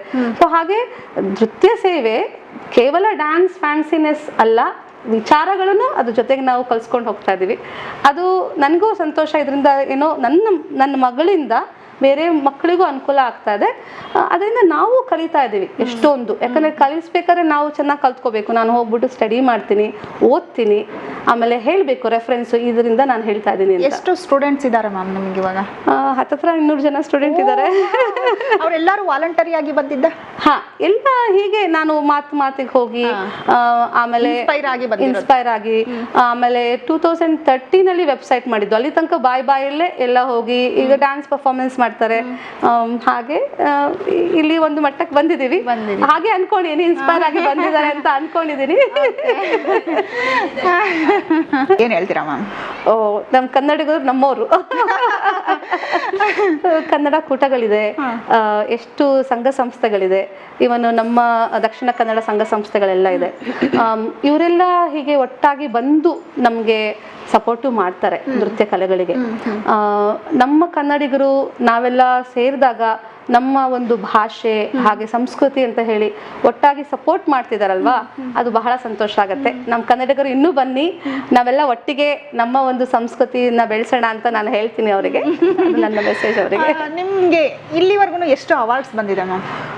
ಲೆಕ್ಕ ಮಾಡಿಲ್ಲ ಮ್ಯಾಮ್. ಅದರಲ್ಲಿ ಒಂದಷ್ಟು ಅದೇ ಹೇಳಿದ್ನಲ್ಲ, ಗ್ರೀನ್ ಕಾರ್ಡ್ ಆಯಿತು. ಅಲ್ಲಿ ಇಲಿನೋಯಿಸ್ ಆರ್ಟ್ ಕೌನ್ಸಿಲ್ ಅಲ್ಲಿ ಮಾಸ್ಟರ್ ಅಂಡ್ ಅಪ್ರೆಂಟಿಸ್ ಅಂತ ಹೇಳಿ ಒಂದು ಅವಾರ್ಡ್ ಕೊಡ್ತಾರೆ. ನನ್ನ ಇಲಿನೋಯಿಸ್ ಅಂದ್ರೆ ನಾನು ಇರೋದು ರಾಜ್ಯ ಅದು ಶಿಕಾಗೋ ಮೇನ್ ಸಿಟಿಯಲ್ಲಿ. ಅಲ್ಲಿ ಅವರು ನನಗೆ ಅದೊಂದು ಅವಾರ್ಡ್ ಆಯಿತು. ಅದು ಒಂದು ಸಂತೋಷ. ಅದು ರೀಸೆಂಟ್ ಆಗಿರೋ ಅವಾರ್ಡು. ಆಮೇಲೆ UNESCO international dance council membership ಆಯಿತು ನಮಗೆ, ಕರೆದು ಕೊಟ್ಟರು. ಅದು ಅಂತಾರಾಷ್ಟ್ರೀಯ ಮಟ್ಟದ ಒಂದು ಮೆಂಬರ್ಶಿಪ್. ಅದು ಒಂದು ಸಂತೋಷ. ಈಗ ನನಗೆ ಭಾಳ ಹೆಮ್ಮೆ ಆಗೋದು ನಮ್ಮ ತವರು ಊರಲ್ಲಿ ಈಗ ನಿನ್ನೆ ತಾನೇ ನಮ್ಮ ತವರು ಊರಲ್ಲಿ ಕಲಾಕುಂಚ ಸಂಸ್ಥೆ ಸರಸ್ವತಿ ಸಾಧಕ ಸಿರಿ ಮತ್ತೆ ಮುಕುಟಮಣಿ ಅವಾರ್ಡ್ ಅಂತ ಹೇಳಿ ನನಗೆ ಕರೆದು ಕೊಟ್ಟರು. ಅದು ಆ ಎಲ್ಲ ಅವಾರ್ಡ್ಗಿಂತ ನಾನು ಅಂದೆ ಸ್ಟೇಜಲ್ಲೂ, ನಮ್ಮ ತವರು ಮನೆಯಲ್ಲೇ ಕರೆದು ಒಂದು ಅವಾರ್ಡ್ ಕೊಟ್ಟರಲ್ಲ, ಅದು ಬಹಳ ಸಂತೋಷ ಆಯಿತು ಅಂತ ನಾನು ಹೇಳಿದೆ. ಅದು ನನಗೆ ಅದು ಒಂದು ತೃಪ್ತಿ ತಂದಿದೆ, ಯಾಕಂದ್ರೆ ನನ್ನ ಊರಲ್ಲಿ ಬಂದಿರೋ ಅವಾರ್ಡ್ ಅಲ್ವಾ. ಹಾಗೆ ಹೀಗೆ ಎಲ್ಲ ಹೇಳ್ಬೋದು. ಮುಂಚಿನಾಗಲಿ ರ್ಯಾಂಕ್ ಅವಾರ್ಡ್ ಆಗಿದೆ, ಏರ್ ಇಂಡಿಯಾ ರ್ಯಾಂಕ್ ಅವಾರ್ಡ್ ಆಗಿದೆ. ಆಮೇಲೆ ನಾನು JC ಕ್ಲಬ್ ಇಂದ ಯಂಗ್ ಇಂಡಿಯನ್ ಅಂತ ನ್ಯಾಷನಲ್ ಅವಾರ್ಡ್ ಒಂದು, ಅದು ಸಹ ಜಿಲ್ಲಾ ಮಟ್ಟದಿಂದ ರಾಜ್ಯ ಮಟ್ಟಕ್ಕೆ ಹೋಗಿ ರಾಷ್ಟ್ರ ಮಟ್ಟದಲ್ಲಿ ಅಂತ ಇಲ್ಲೇ ಇದ್ದಾಗ ನಾನು ಆಗಿರೋದು ಅವಾರ್ಡು. ಹಾಗೆ ಇದೆ. ಅವಾರ್ಡ್ಗಳು ಮೋಟಿವೇಟ್ ಮಾಡುತ್ತೆ ಇನ್ನೂ ಹೆಚ್ಚು ಕೆಲಸ ಮಾಡಲಿಕ್ಕೆ. ಹಾಗೆ ಇನ್ನು ಅದಕ್ಕೆ ನನಗೆ ಎಲ್ಲ ನನ್ನ ಒಂದು ಗುರುತಿಸಿ ಕೊಟ್ಟಿದ್ದಾರಲ್ಲ, ಅದಕ್ಕೆ ನನ್ನ ಒಂದು ಧನ್ಯವಾದಗಳು ಅವರಿಗೆ. ನಾನು ಇದನ್ನ ತಗೊಂಡು ಪ್ರೇರಣೆಯಾಗಿ ತಗೊಂಡು ಇನ್ನೂ ಹೆಚ್ಚು ಕೆಲಸ ಮಾಡೋಕ್ಕೆ ಪ್ರಯತ್ನ ಮಾಡ್ತೀನಿ. ಫ್ಯೂಚರಲ್ಲಿ ಏನಾದರೂ ಪ್ಲಾನ್ಸ್ ಇದೆನಾ? ಸಂಸ್ಕೃತಿ ವಿಚಾರಗಳನ್ನ ಇನ್ನೂ ನಾನು ನಮ್ಮ ನೆಕ್ಸ್ಟ್ ಜನ್ರೇಷನ್ ಕೊಡಬೇಕು ಅಂತ. ನಾನು ಯಾವಾಗ ನೋಡಿದಾಗ ಸುತ್ತಮುತ್ತ ನಾವು ನಮ್ಮ ನೆಕ್ಸ್ಟ್ ಪೀಳಿಗೆಗೆ ನಾವು ಕೊಡ್ತಾ ಇದ್ದೀವ, ಒಳ್ಳೆ ಪ್ರಪಂಚ ಕೊಡ್ತಾ ಇದ್ದೀವ. ನನ್ನ ಒಂದು ಸಣ್ಣ ಪ್ರಯತ್ನ, ನಾನು ನನ್ನ ಒಂದು ಸ್ಟೂಡೆಂಟ್ಗೆ ನಾನು ನಮ್ಮ ಸಂಸ್ಕೃತಿನ ಒಳ್ಳೆ ವಿಚಾರಗಳನ್ನ ಕೊಟ್ರೆ 1 ಸ್ಟೂಡೆಂಟ್ 200 ಸ್ಟೂಡೆಂಟು ಅವ್ರ ಮಕ್ಕಳಿಗೆ ಅವರು ಹೇಳ್ತಾರೆ. ಖಂಡಿತ. 1-2 ತಿಂಗಳಲ್ಲ, ಇದು ವರ್ಷಗಟ್ಟಲೆ ಕಲಿತಾರೆ. ಅವ್ರ ಮಕ್ಕಳಿಗೆ ಹೇಳ್ತಾರೆ. ಏನೇ ವಿಚಾರಧಾರೆ ಇರ್ಬೋದು, ಆ ಒಂದು ಸಣ್ಣ ಪ್ರಯತ್ನ ನನ್ನಿಂದ ಮಾಡೋದು, ಅದರಿಂದ ನನ್ನ ಸುತ್ತಮುತ್ತ ಇರೋರು ಅದಕ್ಕೆ ಸಪೋರ್ಟ್ ಮಾಡ್ತಿರೋದು ಒಂದು ಸಂತೋಷದ ವಿಚಾರ. ಸೊ ಆ ಒಂದು ಪ್ರಯತ್ನ ನಾನು ಮಾಡಬೇಕು. ಅದನ್ನ ಇನ್ನೂ ಹೆಚ್ಚು ರೀತಿಯಲ್ಲಿ ಹೊಸ ಸಬ್ಜೆಕ್ಟ್ಗಳನ್ನ ತಗೊಂಡು ಬಂದು ಅದನ್ನ ನಾನು ಮಾಡಬೇಕು. ಪ್ರೊಡಕ್ಷನ್ಗಳಿರ್ಬೋದು ಅಥವಾ ಏನಾದ್ರು ಒಂದು ಕಾರ್ಯಕ್ರಮಗಳಿರ್ಬೋದು ಮಾಡಬೇಕು ಅಂತ ಒಂದು ಪ್ರಯತ್ನ ನಂದು ಇನ್ನು ಮುಂದೆ. ಓಕೆ, ನನ್ನ ಇನ್ನು ಒಂದು ಕ್ಲಾರಿಫಿಕೇಶನ್ ನನಗೆ ಬೇಕೇ ಬೇಕು. ಯಾಕೆ ನಮ್ಮ ಭಾರತದಲ್ಲಿ ನಮ್ಮ ನೃತ್ಯಕ್ಕೆ, ನಮ್ಮ ಭರತನಾಟ್ಯಕ್ಕೆ ಅಲ್ಲಿ ಸಿಗ್ತಾ ಇರೋವಂಥ ಪ್ರಿಫರೆನ್ಸ್ ಇಲ್ಲಿ ಸಿಗ್ತಾ ಇಲ್ಲ? ದುರಾದೃಷ್ಟ ಅಲ್ವಾ? ಹೇಳ್ಬೋದು ಹಾಗೆ ಅಂತ. ಮುಂಚಿನಷ್ಟು ಅದಕ್ಕೆ ಇದಿಲ್ಲ. ಕರೆಕ್ಟ್. ಏನು ಮುಂಚೆ ನಾವು ಇಲ್ಲಿ ಭಾರತದಲ್ಲಿದ್ದಷ್ಟು ಅದಕ್ಕೆ ಏನು ಹೇಳ್ತಾರೆ, ಅದಕ್ಕೆ ಸಮಸ್ಯೆಗಳಿಲ್ಲ ಮುಂಚಿನಷ್ಟು. ಆದರೆ ಅದು ಪರಿಹಾರ ಆಗಿಲ್ಲ. ನಾನು ನಿಮಗೆ ಹೇಳಿದ್ನಲ್ವಾ, US ಅಲ್ಲೇ ಅದು ನಮ್ಮ ಭಾರತೀಯರಲ್ಲಿ ಅದು ಒಂದು ಇದೆ. ಅದಕ್ಕಂದ್ರೆ ಓಕೆ, ಡಾನ್ಸ್ ಅಂದ್ರೆ ಫ್ರೀಯಾಗಿ ಒಂದು ಮಾಡಿಬಿಡಿ, ಅದನ್ನ ಟಾಪ್ ಪ್ರೊಫೆಷನ್ ಆಗಿ ಇಂಜಿನಿಯರ್, ಡಾಕ್ಟರ್ ಪ್ರೊಫೆಷನ್ ಆಗಿ ಟ್ರೀಟ್ ಮಾಡಲ್ಲ. ಈವನ್ನು ನಮ್ಮ ಭಾರತೀಯರೇ ಈಗ ಚಾಯ್ಸ್ ಇದ್ರೆ ಅವರಿಗೆ ಏನು ಮಾಡ್ತಾರೆ, ಬೇರೆ CIT ಕ್ಲಾಸ್ಗಳು ಅಥವಾ ಮ್ಯಾಥ್ ಕ್ಲಾಸ್ಗಳಿಗೆ ಕಳಿಸ್ತಾರೆ. ಆದರೆ ಇದನ್ನ ಕಳಿಸ್ಲಿಕ್ಕೆ ಅದಕ್ಕೆ ಮಾಡಲ್ಲ. ಈಗ ಭರತನಾಟ್ಯಂ ದೊಡ್ಡ ದೊಡ್ಡ ಕಾರ್ಯಕ್ರಮ ಆಗಿ ಏನೋ ಒಂದು ಮಹಾಭಾರತ ಅದೆಲ್ಲ ಮಾಡೋದಕ್ಕೆ ಪ್ರೊಡಕ್ಷನ್ಸ್ಗಳಲ್ಲಾದರೆ ಅದಕ್ಕೆ ಖರ್ಚಿರ್ತದೆ, ಹಿನ್ನೆಲೆ ಇರ್ತದೆ, ಸಂಗೀತದವ್ರು ಬರ್ತಾರೆ, ಮೃದಂಗದವ್ರು ಬರ್ತಾರೆ, ಹಾಡುಗಾರರು ಬರ್ತಾರೆ, ಕಾಸ್ಟ್ಯೂಮ್ಗಳನ್ನೆಲ್ಲ ಸ್ಟಿಚ್ ಮಾಡಬೇಕು, ಖರ್ಚಿರುತ್ತೆ ಅದಕ್ಕೆ. ಆದ್ರೆ ಅದಕ್ಕೆ ಖರ್ಚಿಗೆ ಸಂಭಾವನೆ ಬರಲ್ಲ. ಹಾಗೆ ಬಿಡ್ತಾ ಬಿಡ್ತಾ ಬಿಡ್ತಾ ಹೋಗ್ತಾರೆ. ಅದು ಆ ಒಂದು ಗಮನ ಇಲ್ಲ. ಅದರಿಂದ ಜನಗಳು ಅದಕ್ಕೆ ಕಡೆ ಹೋಗ್ತಾ ಇಲ್ಲ. ಅದು ಬರಬೇಕು. ಅದು ನಂದು ಶ್ಲಾಘನೀಯ ಅಂತ ಹೇಳ್ಬೋದು. ಮುಂಚಿನಷ್ಟಿಲ್ಲ, ಆದ್ರೆ ಆ ಮಟ್ಟಕ್ಕೆ ಹೋಗಿಲ್ಲ. ಅದೇ ಪ್ರಯತ್ನ ಅಲ್ಲಿ ಮಾಡಿದ್ದು ನಾನು ಸಹ. ಅದೇನೋ ಒಂದು ದೇವ್ರ ದಯ, ಹಾಗೆ ಏನೋ ಕಲಾ ಸೇವೆ ಒಂದು ಕರೆಕ್ಟ್ ಮಾರ್ಗದಲ್ಲಿ ಮಾಡ್ತೀನಿ ಅಂತ ಅನ್ಕೊಂಡಿದ್ದೀನಿ. ಅದರಿಂದ ಈ ಮಟ್ಟದಲ್ಲಿ ಒಂದು ಪ್ರಚಾರ ಮಾಡಲಿಕ್ಕೆ ಅಥವಾ ಸ್ಪ್ರೆಡ್ ಮಾಡಲಿಕ್ಕೆ ಸಾಧ್ಯ ಆಯಿತು. ಇಲ್ಲೂ ಸಹ ದೊಡ್ಡ ಸಿಟಿಗಳಲ್ಲಿ ಕೆಲವೊಬ್ಬರಿಗಷ್ಟೇ ಸಾಧ್ಯ ಆಗ್ತಾ ಇರಬಹುದು. ಬಟ್ ಸಣ್ಣ ಮಟ್ಟದಲ್ಲಿ ನಾನು ಒಂದು ದೇವರ ಮಾಡ್ತೀನಿ ಅಂತ ಹೇಳಿದವರಿಗೆ, ಒಳ್ಳೆ ಕಲಾವಿದರಿಗೆ ಅವಕಾಶಗಳಿರಬಹುದು. ಯಾಕಂದ್ರೆ ಜನಗಳು ಅದನ್ನ ನೋಡ್ತಾ ಇಲ್ಲ. ಈಗ 2 ಗಂಟೆ 1 ಗಂಟೆ ಭರತನಾಟ್ಯ ಕಾರ್ಯಕ್ರಮ ನೋಡ್ತಾರ? ಇಲ್ಲ, ನೋಡ್ತಾ ಇಲ್ಲ. ಫುಲ್ ಟೈಮ್ ನಾನು ಜಾಬ್ ಮಾಡಲ್ಲ, ಬರೇ ಮಾಡ್ತೀನಿ ಅಂತ ಹೇಳಿದ್ರೆ ಅದನ್ನ ಅವ್ರಿಗೆ ಹೊಟ್ಟೆಪಾಡಾಗತ್ತಾ? ಆಗಿಲ್ಲ. ಸೊ ಯಾಕಂದ್ರೆ ಅವರಿಗೆ ಅಷ್ಟು ಅವಕಾಶಗಳು ಸಿಗ್ತಿಲ್ಲ ಪರ್ಫಾರ್ಮ್ ಮಾಡೋಕ್ಕೆ. ಅಷ್ಟು ಸ್ಟೂಡೆಂಟ್ಸ್ಗಳನ್ನ ಅಷ್ಟು ಹಣ ಕೊಟ್ಟು ಹೋಗೋದು ಇಲ್ಲ ಕ್ಲಾಸ್ಗಳಿಗೆ. ಆ ಥರನೂ ಒಂದು ಪರಿಸ್ಥಿತಿ ಇದೆ. ಅಷ್ಟು ಬ್ಯಾಡ್ ಇಲ್ಲ, ಆದ್ರೂ ಇನ್ನೂ ಇಂಪ್ರೂವ್ ಆಗಬೇಕು. ಲೆವೆಲ್ಗೆ ಬಂದಿದೆ. ಈಗ ಮುಂಚೆ ಎಲ್ಲ ನಮ್ಗೆ ಗುರುಗಳೇ ಸಿಗ್ತಿರ್ಲಿಲ್ಲ ಈ ಊರಲ್ಲಿ. ಈಗ ಎಷ್ಟು ಜನ ಗುರುಗಳು ಎಲ್ಲ ಆಗಿದ್ದಾರೆ. ನಮ್ಗೆ ಬೇರೆ ಬೇರೆ ಊರಿಗೆ ಹೋಗಿ ಕಲಿಬೇಕಾಗಿತ್ತು. ನಮ್ಗೆ ವಿದ್ವತ್ತು ಇಲ್ಲಿ ಬೋರ್ಡ್ ಆಗಿದೆ ಈಗ ದಾವಣಗೆರೆಯಲ್ಲಿ. ಮುಂಚೆ ಬೆಂಗಳೂರು ಮೈಸೂರು ಬೋರ್ಡ್ 2 ಇದ್ದು. ಸೊ ಹಾಗೆ ಎಷ್ಟೊಂದು ಅನುಕೂಲಗಳಾಗಿದೆ. ಆದ್ರೆ ಆ ನಿಟ್ಟಿನಲ್ಲಿ ಕ್ವಾಲಿಟಿ ಅಂದ್ರೆ ಆ ಒಂದು ಪ್ರಾವೀಣ್ಯತೆನೂ ಇಂಪ್ರೂವ್ ಆಗಬೇಕು. ನೀವು ಆನ್ಲೈನ್ ಕ್ಲಾಸ್ ಕೊಡ್ತಾ ಇದ್ದೀರಾ? ಪ್ಯಾಂಡಮಿಕ್ ಟೈಮಲ್ಲಿ ಮಾಡಿದೆ ಮ್ಯಾಮ್. ಆದ್ರೆ ಈಗ ಟೈಮೇ ಆಗಲ್ಲ. ಆ ಮಕ್ಕಳು ಅಲ್ಲೇ ಎಲ್ಲ 1 ಗಂಟೆ ಡ್ರೈವ್ ಮಾಡ್ಕೊಂಡು ಸ್ನೋ ಅಲ್ಲೆಲ್ಲ ಬರ್ತಾರೆ. ಅವರಿಗೆ ಹೆಚ್ಚು ಕೊಡೋಣ ಅಂತ ನಾನು ಬಿಲೀವು. ನಾವು ಇಬ್ರು ಮಾತಾಡಿದಾಗ ನಾವು ವೈಬ್ರೇಷನ್ ಹೇಗೆ ಮ್ಯಾಚ್ ಆಯ್ತು ನೋಡಿ, ನೀವು ಕೇಳ್ತಿದಾರ. ಹಾಗೆ ನೃತ್ಯ ಗುರು ಶಿಷ್ಯ ಪರಂಪರೆಯಲ್ಲಿ ನೋಡಿ ಬಂದು ಆ ಒಂದು ನಮ್ಮ ಒಂದು ಆಶೀರ್ವಾದ ಇರ್ಬೋದು, ವಿದ್ಯೆಯನ್ನ ಎದುರುಗಡೆ ಕಲ್ತ್ರೆ ಅದು ಒಂದು ಚೆನ್ನಾಗಿ ಬರುತ್ತೆ ಅನ್ನೋ ಒಂದು ವಿಷಯದಲ್ಲಿ ನಾನು ಕಮ್ಮಿ ಮಾಡಿಲ್ಲ ಅಂತ ಇಲ್ಲ. ಒಂದು ಮಟ್ಟಕ್ಕೆ ಹೋದ್ಮೇಲೆ ನಾನು ಹೆಲ್ಪ್ ಮಾಡ್ತೀನಿ. ಸಣ್ಣ ಮಕ್ಕಳನ್ನ ಎದುರುಗಡೆ ಕೂತ್ಕೊಂಡು ಕೈ ಕಾಲು ಹಿಡಿದು ಸರಿ ಮಾಡಿ ಅವ್ರನ್ನ ತಯಾರು ಮಾಡಬೇಕು ಅನ್ನೋ ಒಂದು ಮನಸ್ಥಿತಿ. ಅದನ್ನ ನಾನು ಸಪೋರ್ಟ್ ಮಾಡಬೇಕು ಅಂತ. ನಿಮ್ಮ ಒಬ್ಬ ಅಮೆರಿಕನ್ ಸ್ಟೂಡೆಂಟ್ದು ನಿಮ್ಮ ನಡುವೆ ಒಂದು ಫನ್ನಿ ಇನ್ಸಿಡೆಂಟ್ ಏನಾದರೂ ನಡೆದಿದೆನಾ ಇಷ್ಟು ದಿನದಲ್ಲಿ? ಯಾಕಂದ್ರೆ ಅದು ರೀಚ್ ಆಗ್ಬೇಕು. ಯಾಕೆಂದ್ರೆ ಗೊತ್ತಿಲ್ಲದೆ ಇರೋ ಕಡೆ ಹೋಗಿ ಗೊತ್ತಿಲ್ಲದೆ ಇರೋ ವ್ಯಕ್ತಿಗೆ ಕಲ್ಸೋದಿದೆ ಅಲ್ಲ, ಅದು ಒಂದು ಕಡೆ ಫನ್ನಿನೂ ಆಗುತ್ತೆ, ಒಂದು ಕಡೆ ತುಂಬಾ ಕಷ್ಟನೂ ಆಗುತ್ತೆ. ಫನ್ನಿ ಅಂತ ಹೇಳ, ಇನ್ಸ್ಪಿರೇಷನ್ ಅಂತ ಒಂದು ಹೇಳ, ಏನಾದ್ರೂ ಸರಿ ಮ್ಯಾಮ್. ಇನ್ಸ್ಪಿರೇಷನ್ನು ನಿಮಗೆ ನಮ್ಮ ಭಾಗ್ಯದ ಲಕ್ಷ್ಮಿ ವರ್ಮ ಹಾಡಿದಲ್ವಾ, ನಾನು ಒಬ್ಳು ಸ್ಟೂಡೆಂಟ್ಗೆ ನಾನು ಹೀಗೆ ಹೇಳಿದೆ, ನಮ್ಮಮ್ಮ ಭಾಗ್ಯದ ಲಕ್ಷ್ಮಿ ವರ್ಮ, ಅದು ಲಕ್ಷ್ಮಿ ಸಾಂಗು, ನಾವು ಬಹಳ ವರ್ಷದಿಂದ ಅದೊಂದು ಇದೆ. ಆ ಶುಕ್ರವಾರ ದಿನ ಒಂದು ಸಂಜೆ ದೀಪ ಹಚ್ಕೊಂಡು ನಾವು ಹಾಡ್ತೀವಿ ಇದನ್ನ. ಅದರಿಂದ ನಮ್ಮ ಪ್ರಾಸ್ಪೆರಿಟಿ ಅಂದರೆ ನಮ್ಮ ಒಂದು ಆರ್ಥಿಕತೆ ಒಳ್ಳೇದಾಗತ್ತೆ ಅನ್ನೋದು ನಮ್ಮದು ಒಂದು ಮನಸ್ಸಿನ ಉದ್ದೇಶ. ಅದನ್ನ ಮಾಡ್ತೀವಿ ಅಂತ ಒಬ್ಳಿಗೆ ಹೇಳಿದೆ ನಾನು. ಅವಳು ಜಸ್ಟ್ ಕೇಳಿಸ್ಕೊಂಡ್ಲು.